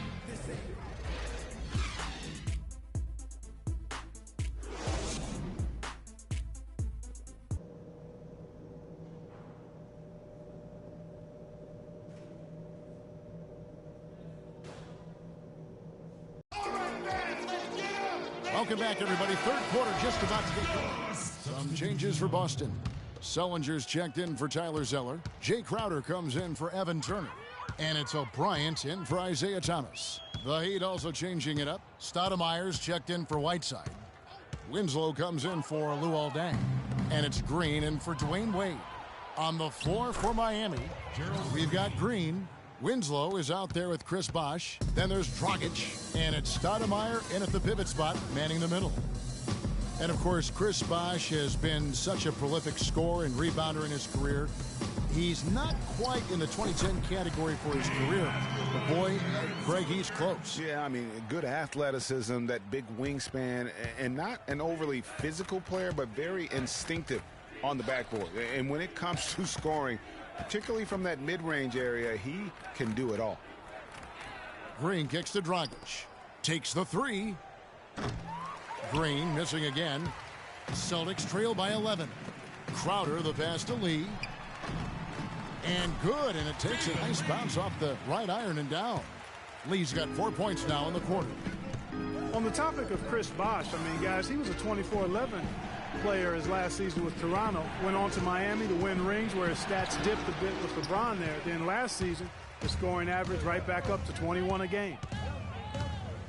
Crowder kicks to O'Brien. Bradley with the ball, and Bosh picks him up defensively. They get it back. The basket drops, and he gets fouled on the shot. One free throw coming his way. Man, he's having quite the quarter, converting at a really high percentage. Talking about Chris Bosh, he was really ahead of his time when he first entered the league. I mean, very few power forwards back then had his combination of size, agility, and skill set. Now we're seeing a ton of fours like that on draft night. Outside Dragic. Here's Stoudemire. Nice D from O'Brien. And that's a well-contested shot. Well, we've seen him before. He does not allow you to just get easy baskets. He's always going to make you work for it. How about the determination? Now that's what we call competing for a rebound. Dragic dishes to Winslow. No good from outside. Celtics trail by 7. Here's Crowder. Here's Lee, and that one is hammered home. They needed a run desperately, and boy, did they come up big. And you know, it wasn't just about getting hot offensively. Defensively, they've been stellar as well. And here's Boston. Good momentum, 8 straight points. Dishes it to Freak. Off target from three-point range. He certainly didn't take advantage of the poor defense, but they can't count on him to continue missing. I tell you what, I think he'd be happy if he can continue to get looks like that. And Stoudemire gets it to go. Boston's gone a less than productive 2 of 6 from three-point land in the second half. O'Brien kicks to Lee. Screen by Lee. Crowder, the pass to Lee, and fouled hard that time. He'll get to the line and shoot two. Well, David Lee with the Golden State Warriors began his career with the New York Knicks. We're talking about him and his play, and it's sometimes hard to get a good compass on what kind of player he is. Yeah, you know, he was drafted 30th when he came out and certainly played above that draft slot. Then when he re-upped for the 6 years, $80 million, people started to wonder if he was able to play to that value. Here's what Boston's going with right now. Olynyk, he's checked in for Zellinger. And Amir Johnson subbed in for Avery Bradley. Lee gets the bucket. It doesn't really matter who starts the break with how he runs the floor. He seems to always be the one who finishes. Yeah, he is so fun to watch and how he attacks the rim at full speed like that, man. It's something to behold the way that guy gets to the rim. Now here's Freak. Tight defense on him. Johnson off the pick from O'Brien. Johnson dishes to Olynyk. 6 to shoot. Miami grabs the miss. Anderson's got 3 rebounds now in this one. And getting back to David Lee, before the big contract, he was putting up some huge lines. I mean, he was the first Knick to go 30 and 20 in a game since the great Patrick Ewing. And he became the first NBA player to record at least 35 points, 20 rebounds, and 10 assists since Kareem back in 1976. And he gets it to go. And now we can see them really working it inside. Yeah, Clark, quality looks at the rim. That's fueling this run. Pass to Stoudemire. Baseline jumper. The rebound by the Celtics. And, you know, back to David Lee, we all know about his struggles with the Warriors, and many had written him off completely. But then at the end of last season, he showed that he still has the energy and skills to contribute if given minutes. Dragic kicks to Stoudemire. Some nice ball movement here by the Heat. Here's O'Brien. 8 points for him. For the lead. And he sinks the layup. O'Brien's got 10. And you talk about fighting your way back into a game. They've shown a lot of grit in this comeback. They sure did, Greg. And I like the fact they never put their chin in their chest when they were down early. I mean, they were down big early. They were composed, and they never got desperate and stayed within themselves. Very impressive. Guys, he's actually indefatigable. He never gives in, never gives up on a play, and that's what it takes to be a great offensive rebounder. You've got to be relentless. And they're beginning to just flat out fall apart defensively right now, especially on the interior. Yeah, and that's 4 straight field goals now, Greg, they've allowed from point-blank range. Can't happen. And that one's good. 8 points for Amari Stoudemire. Guys, we're not through 3 quarters of play, but 6 lead changes already in this one. Yeah, it's been a really good game for sure. I mean, it looks like it's going to stay tight throughout. Yeah, competitive, and I think we all can agree that we thought this would be the type of game that would come down to the end. Anderson outside. And he banks in the layup. And now a 3-point Heat lead.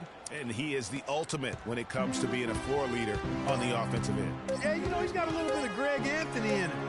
He has been that leader today. I think he's done a really nice job of moving the ball and distributing.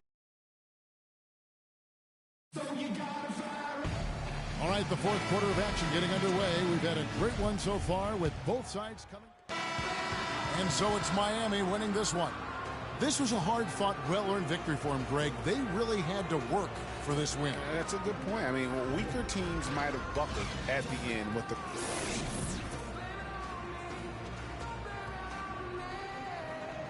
Dwayne, you guys had a real battle. The 2K Sports post-game show.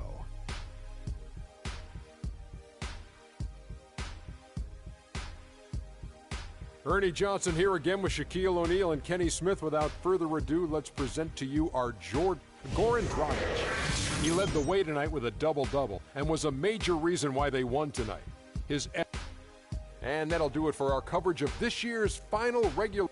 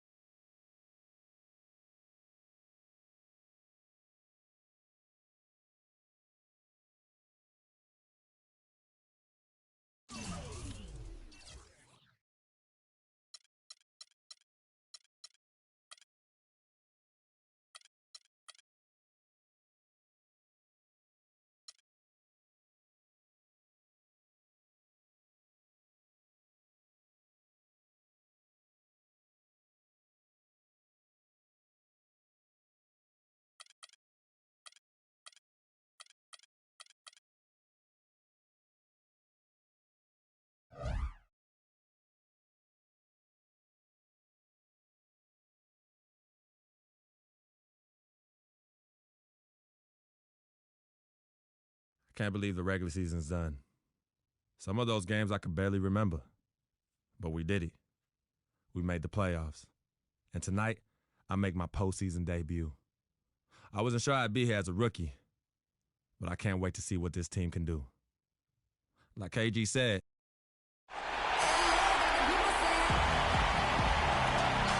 We are at the sold-out Phillips Arena. Welcome, everyone. The regular season is in the books. The battle for the East begins.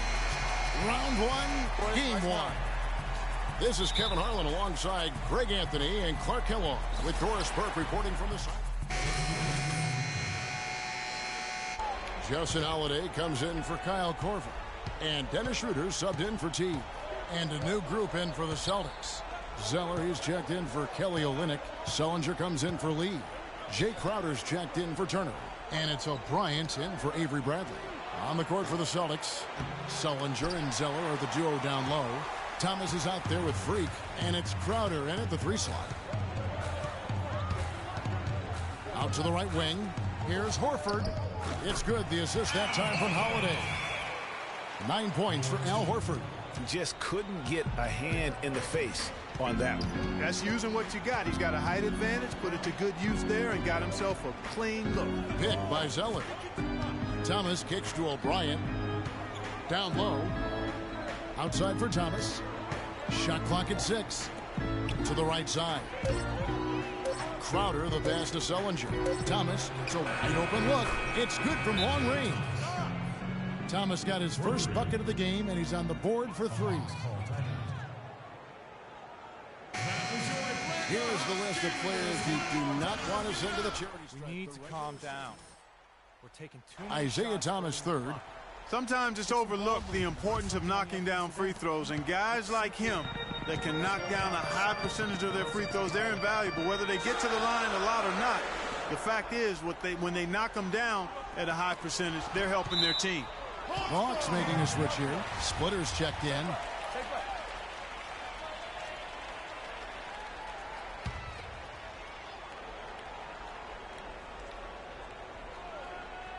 On defense, Boston.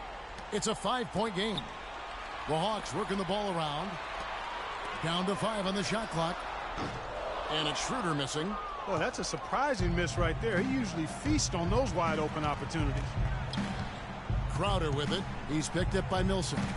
Thomas dishes to Zeller. Crowder kicks to Thomas. Plenty of space. Rebound by the Hawks. Boy, that's a warm-up jumper there. I mean, when you're a pro, you can't make excuses for missing that. Outside Millsap. And once again off the mark by Atlanta. They hold the early advantage on the glass. Yeah, nothing major, not a huge advantage, but certainly a good sign for them going forward. Sullinger outside. Picked by Zeller. Zeller setting the pick for Freak. The Celtics need to get a shot off. That one goes. Count it. And really, the defense didn't do a lot to fight around that screen on that possession. Splitter passes to Holiday. Splitter dishes to Millsap. Feeds to Scott. Kicks to Holiday.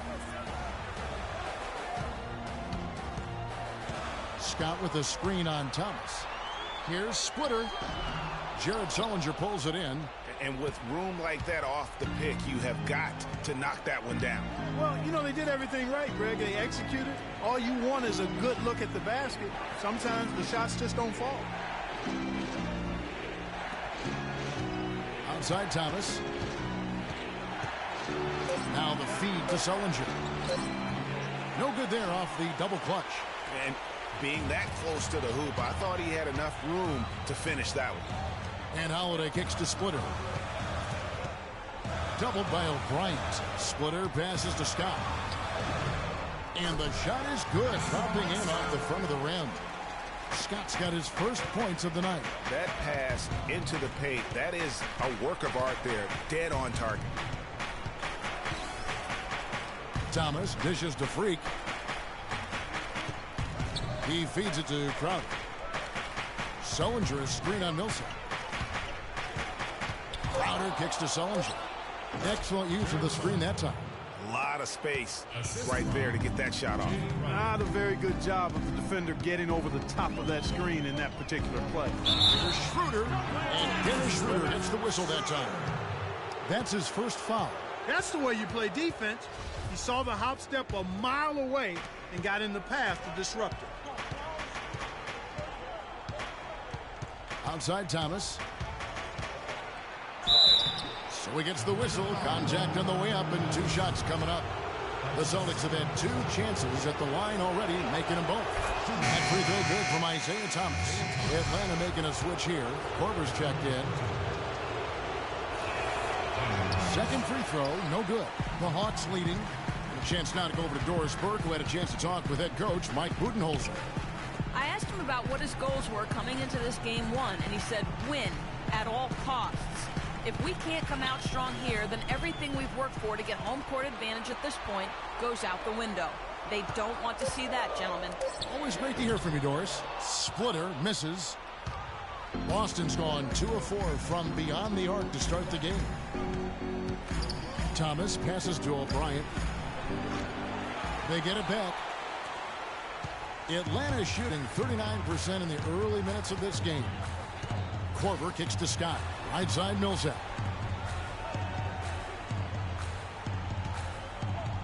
There's 38 seconds left in the first quarter of the game. Well, I tell you what, he earned his money on that foul. Yeah, if you're going to foul, then make sure that you don't give a chance for the and one. And he's got his first free throw of the game.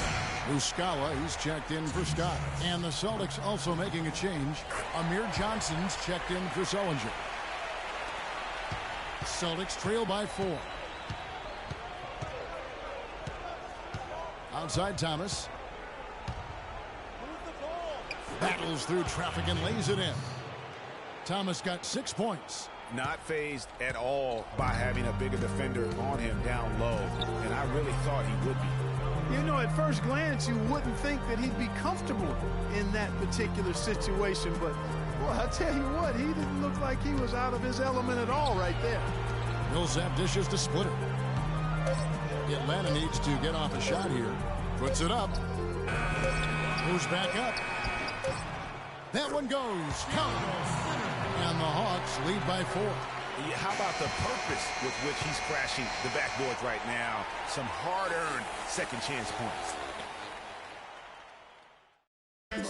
Recently, we sat down with Freak to discuss his NBA future as a free agent this offseason. You know, Clark, it sounds like he hasn't ruled out the possibility of exploring his options. And I'd agree with you, Kevin, and nor should he. I mean, free agency is a big decision, but it's also a huge opportunity for any player. One of the greatest opportunities a player can have in his career. So I think it makes sense, and it's prudent to take your time, evaluate your options, and see where you think you might want to land. And we welcome you back to our presentation of Game 1. Well, from what you guys are seeing from the Hawks, what are you thinking about their performance? They've won the effort battle, and that's allowed them to control the backcourt. And it's been gang rebounding. I mean, everybody has done a great job boxing out for them, and it's showing up on the stat sheet. A chance here to get a quick injury report. And now Doris Burke has an update for us on Paul Millsap. Kev, I was able to speak with head athletic trainer for the Hawks about his status. He told me that it doesn't look too serious. A tough break if he were to miss any time as the playoffs are still getting underway. Everyone hopes to be 100% at this time of year, Kevin. All right, Doris. We will, of course, keep everyone updated as we find out more. And you know what? He could have a long road ahead in terms of getting back on the court. But one thing we all know, he's never been shy of hard work. No, he's not. I mean, he'll be doing everything he can to make it back as soon as possible. And now, brought to you by Gatorade, all fueled up and ready to go. Let's reset our lineups. On the court for the Celtics, Bradley and Turner filling out the perimeter. Johnson is out there with Olynyk, and it's O'Brien in at the point guard. It's Bradley on the wing. And he misses the go-ahead basket. Atlanta's shooting a mediocre 41% in this one. Outside Teague.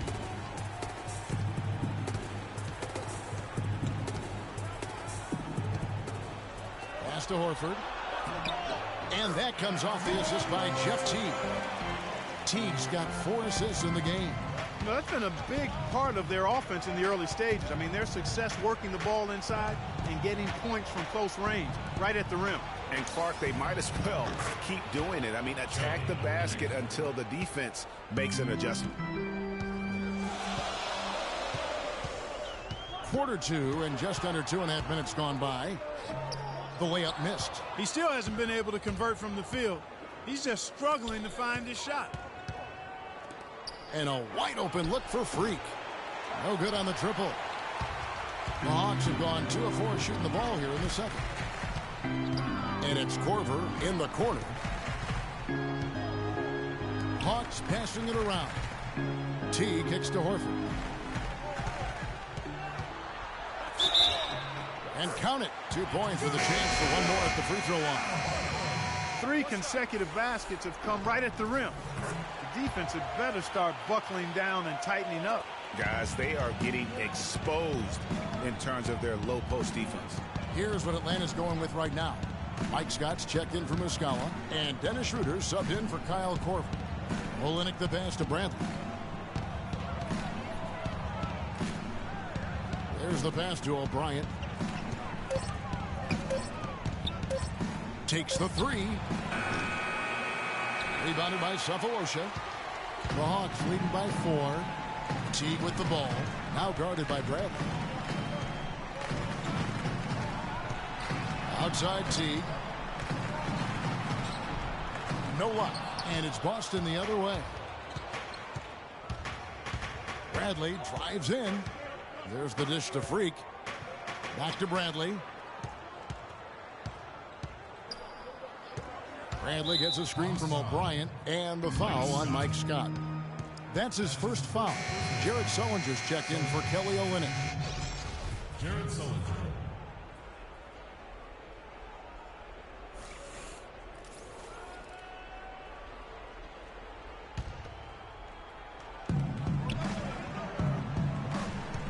Now here's Freak. Defense is right there. 6 on the shot clock. Bradley drives in. That one drops, and he's now 2 for 5. He clearly had the speed advantage there, and he used it to burn the D for the sweet hoop. Nice play. Picked by Horford. Schroeder kicks to Scott. Easy layup after coming off the pick. Scott's got his second bucket tonight. They are not rotating nearly quickly enough on defense down low. Got to get quicker there. Just no resistance on the interior. Now, I'm not sure who was supposed to be on him that possession. I mean, apparently, neither did the defenders. Pass to Cephalosha. Bradley against T. Now here's Schroeder. He's guarded closely. Atlanta gets it back.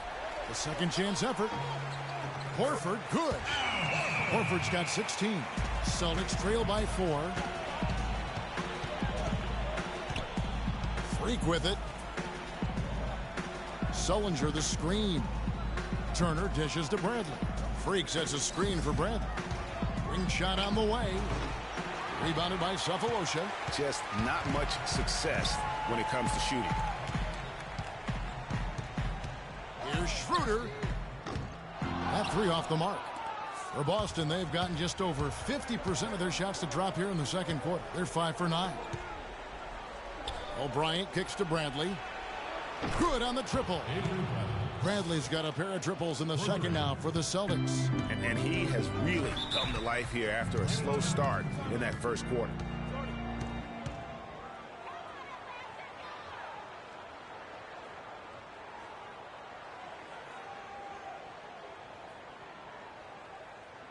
We got to be more physical on defense.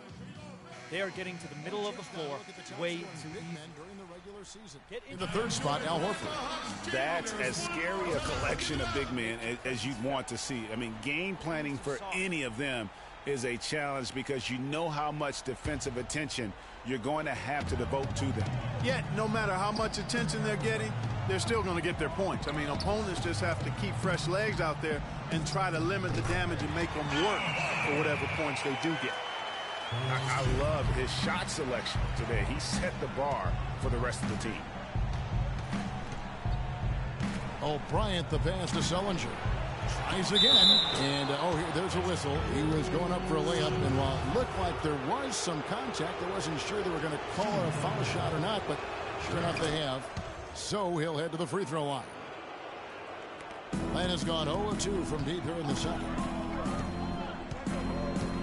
Horford with the screen on Bradley, and Teague, here we go, and Evan Turner pulls it down. It's almost as if there's a lid on the hoop for him right now. He still hasn't gotten one to fall in the court. And a chance here to catch up with the fourth member of our crew, Doris Burke. Hi, Doris. Well, Kev, Freak in the last matchup against the Heat gave them a bit of a boost.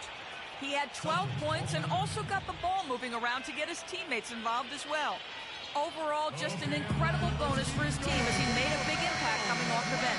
Thanks, Doris. He had a heck of an outing that night, GA. Yeah, he really did, Kevin. I mean, a very professional performance. Played hard every single second he was on the court. Guys, that's what we expect from him, and he rarely lets us down, and he certainly didn't let us down that night. Paul Millsap's checked in for Atlanta. And as far as jump shots go, that's what you have to continue to try and get. I don't know how that one stayed out. Teague kicks to Scott. Teague dishes to Horford. The basket drops, and he gets fouled on the shot. One free throw coming his way. And he just big boyed it right there. The height advantage he's got down low, really difficult for them to defend. Thomas checked in for the Celtics. Now here's Freak. Sullinger passes to O'Brien. Here's Crowder. He hits Freak, top of the key. 5 on the clock. Thomas goes in. That's good. Thomas got his third bucket of the night. Atlanta leading by 3. Now Teague. He hasn't scored yet. That I'm sure will change. And that one's good. He's a big reason why they have the lead right now. He's made all of his field goal attempts thus far and remains hot from the floor. Now here's Freak. Teague covering. O'Brien kicks to Thomas. Dishes it to Freak. The shot no good. Nice D from Scott.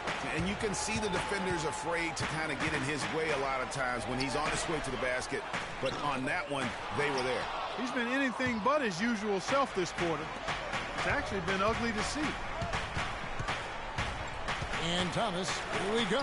And Freak throws it down. And that is a major league flush right there, my friends. And in a tight contest like this, Greg, that might be just what they need to get the tide rolling in their direction. You're exactly right. I mean, so often when a team gets that kind of explosive play out of its backcourt, that can really rally and galvanize the whole squad. The kick out to Teague. Thomas with the steal. Pass to O'Brien.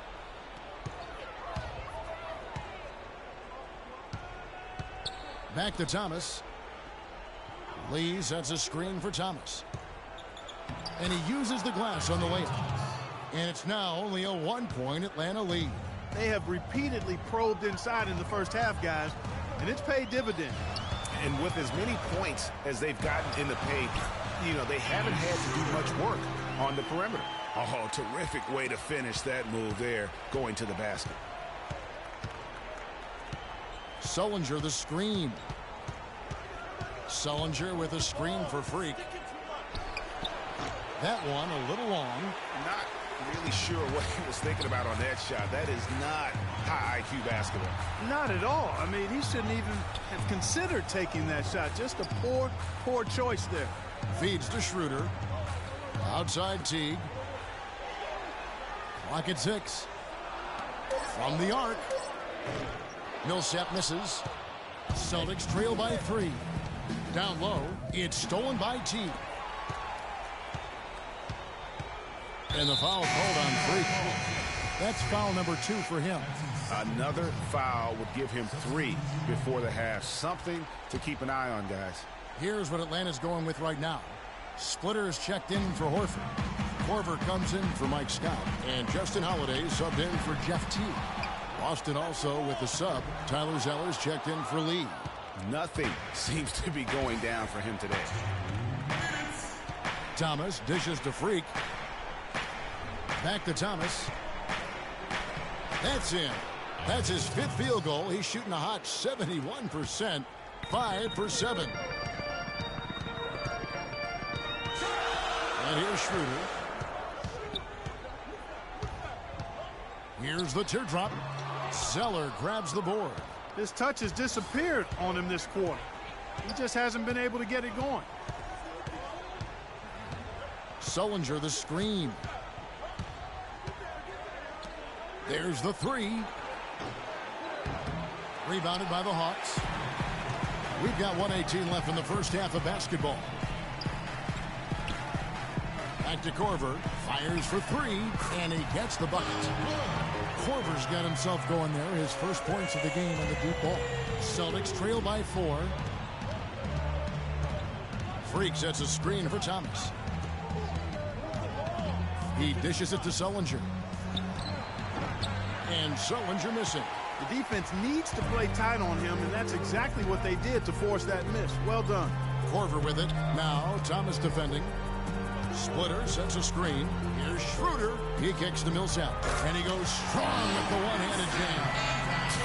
And did you see the screen that was set for him? I mean, that was how he got to the hoop. It was the classic screen play. It won't show up in the box score, but that screen deserves an assist. Absolutely, Kevin. I mean, that took the defender right out of the play. Shot and game clock separated by 5. Outside Holiday. Another 3 for Atlanta. Such a height mismatch out on the perimeter, and they give up the triple. Celtics trail by 9. Thomas with the ball. 12 points for him. Picked by Zeller. Thomas kicks to O'Brien. It could go, and Justin Holiday picks up the foul. That's his first foul. And really, these are some of the toughest calls an official has to make. Yeah, but in this case, I think he got it right. I mean, the defender was still moving there and never really had good...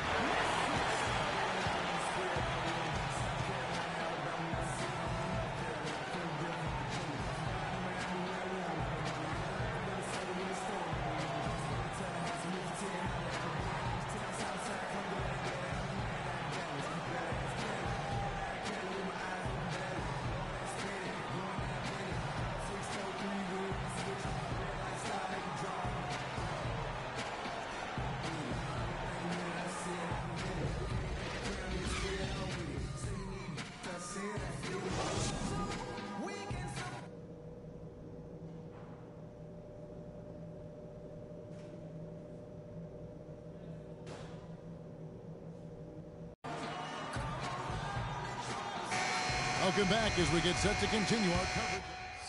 Atlanta making some changes. Splitter's checked in for Horford. Mike Scott comes in for Paul Millsap. And Dennis Schroeder subbed in for Kyle Korver. And a new group in for the Celtics. Johnson, he's checked in for Kelly Olynyk. Sullinger comes in for David Lee. Jay Crowder's checked in for Evan Turner. And it's O'Brien's in for Isaiah Thomas. Scott is out there with Splitter. Then it's Thabo Sefolosha. Then there's Teague. So that's the lineup for Atlanta. And both free throws good from Crowder. The Hawks leading by 11. Schroeder passes to Sefolosha. Kicks it to Splitter. Misses off the left iron. Boston's gotten blank from three-point land so far in the third. Still 0 for 3. O'Brien dishes to Sullinger. And with that one, the lead is trimmed to single digits. Sullinger's got 7 points in the game. Atlanta's gone into a slump here from three-point range, shooting just 1 of 5 here in the third. Here's Teague. Atlanta again missing. I tell you what, the defense should send Christmas cards for that miss. And Freak throws it down. And that's some inspiration. Steals, blocks, and a big dunk. Those are ways that you can really change the momentum in a game. Well, they got to chip away, Clark, at that deficit, and no doubt that'll help. And that's what he's out there for, guys. I mean, he is an electrifying player, no doubt. And it's Bradley off the drive. And there's the feed to Freak. And it's off from three-point range. The Hawks leading by 7. Schroeder kicks to Cephalosha. He feeds it to Schroeder. Splitter sets a screen. And it's Schroeder missing. And for the Celtics, they're shooting 31% here in the third. Offensively, they are looking bleak. Sullinger, the screen. Now here's Freak. 6 points for him. 6 on the shot clock. Bradley, no one around him. Good, and it's Johnson with the assist that time. Now just a 4-point Hawks lead. T kicks to Splitter. Wow, he got whacked on that, which shouldn't be much debate there. Blatant contact. Straightforward call. Simple. And a look at how the offensive approach has been going here so far for the Celtics. You know, I thought maybe they'd cool off a bit at halftime, but they've continued to bury the jump shots. They've also jumped on any opportunity they've had to attack the basket tonight. I mean, excellent penetration. Here's what Atlanta's going with right now. Mike Muscala comes in for Scott, and Justin Holiday subbed in for Thabo Cephalosha. Sullinger, left side. Rebound, Atlanta. Splitter's got 4 rebounds now tonight. T kicks to Splitter. And that one's good. And when the size advantage is as big as it was there, I mean, that's exactly what he's supposed to do in that situation. He's made 1 and missed 1 so far in the game. Celtics trail by 8. Here's O'Brien. Picked by Zeller. Outside Bradley. It's the floater. No luck. Great D that time from T. Atlanta's gotten 1 of 6 3-pointers to drop since coming out of the locker room at halftime. Foul call that time on the way up. That'll give him 2 chances at the free throw line here. Yeah, good job to take it right at the D. Yeah, really left him no choice there, Greg. He had to foul and keep him from converting the easy bucket. 2 shots. And that trip coming up empty, missing both. I didn't expect that result when he stepped up there. I'll bet he didn't either. As good a foul shooter as he is. Sullinger passes to Zeller. Banked in off the glass. And good passing, setting up a lot of these buckets right now, Kevin. That's been the key. Dime-dropping delights is what I call it. That is a nice pass. I will give you that. Yeah, he was on the money, there's no doubt. Now Schroeder. Pass to Muscala. Holiday dishes to Splitter. The turnaround J, and he gets it to go. Splitter's got 6 here in this quarter. Celtics trail by 8. And here's Freak. He has 6. Picked by Zeller. O'Brien kicks to Zeller, and he comes off the screen and slams it through. Tell you what, Kevin, they'd love to see him get a lot more of those opportunities. Clark, that deficit will go away quickly if he does. And how about how he capped that one out, almost like the 1-2 punch. And that's just terrific positioning on his part to get that board. I mean, he might not have the size, but his basketball IQ and feel is off the charts. And foul called as he misses. He'll go to the line and shoot 2. Well, it's terribly frustrating for a coach when his team can't knock down their free throws. I mean, it really comes down to focus, routine, and stamina, especially in the second half. And he sinks the second. 1:57 left in the third quarter of the game. The pass to Teague. Inside, Muscala. That's good, and so Teague with the assist. Teague's got assist number 9 now. Wow, what an effort here tonight. It will go down, and the Hawks lead is cut down to 5 there, thanks to the basket from O'Brien. And the double clutch layup in that situation, that's just him playing to the crowd, guys. Teague, the pass to Holiday. And that one is stopped right through. And very little fight put up by the defense as he made his way to the bucket for the jam. They did seem to take the cautious approach, Greg, when it came to defending that one. You're right. And, guys, it's not the time for caution now. I mean, they've got to be aggressive and take some risks to see if they can cut that lead down. Paul Millsap is checked in for Atlanta. So it's Boston now. They trail by 7. Now here's Freak. He's guarded by Schroeder. Sullinger the screen.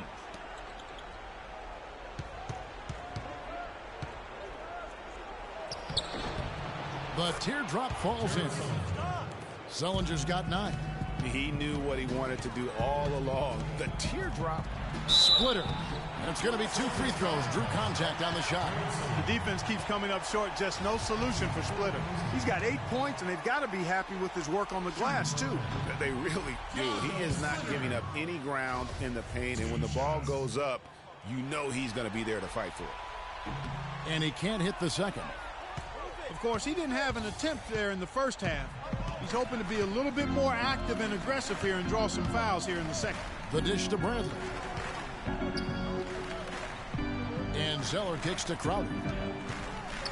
O'Brien the pass to Crowder. And they call an illegal screen here. You know, he's got to take care of the ball much better than he has been. By himself, he's accounted for 4 turnovers. That's way too many. Lee's checked in for Boston. Thomas comes in for Bradley. Pass to Schroeder.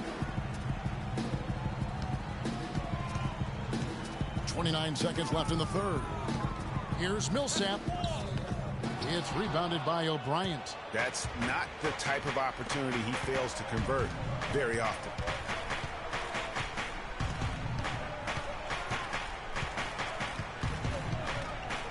Dishes it to Zeller. Pass to Crowder. 6 to shoot. Feeds it to Freak. Fires from the line. It's off. And that's going to do it for the third quarter. Hawks lead by 5. 2K Sport.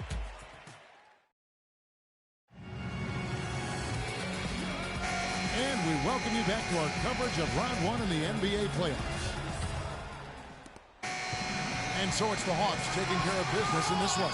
A pretty good feeling right now for them to be out in front like this in the series.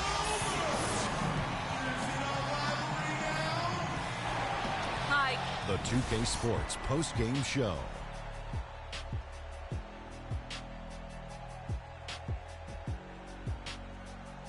Kevin, much appreciated, and now let's present our Jordan. Al Horford. Talk about lighting it up in the second quarter. My word, that was just huge, and the impact carried them through the entire. And we are still early in the postseason. There's more round.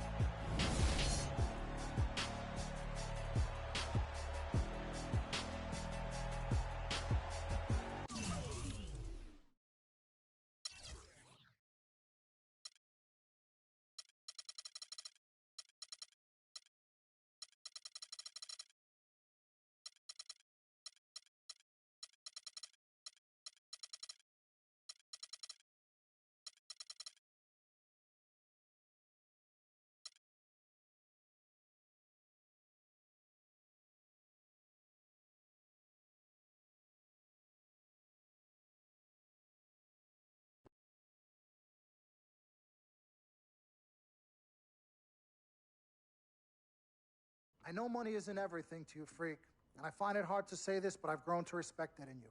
You're a man.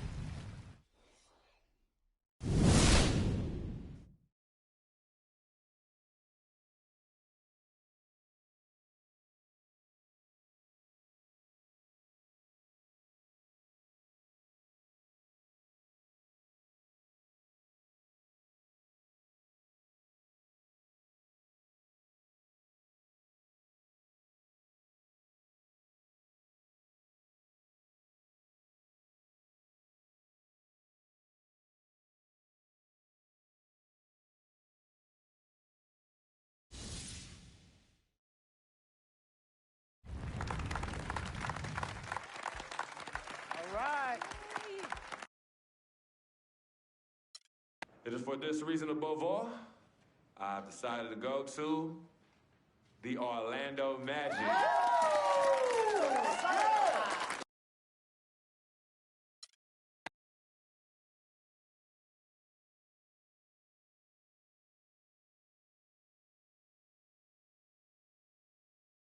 Talent they have on that team, they're going to.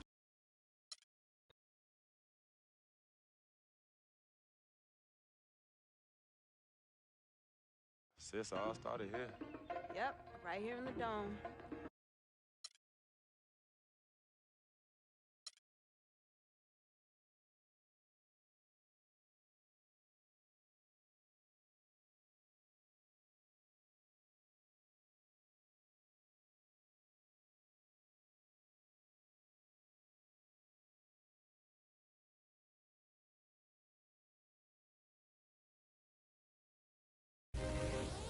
Welcome to your second NBA season.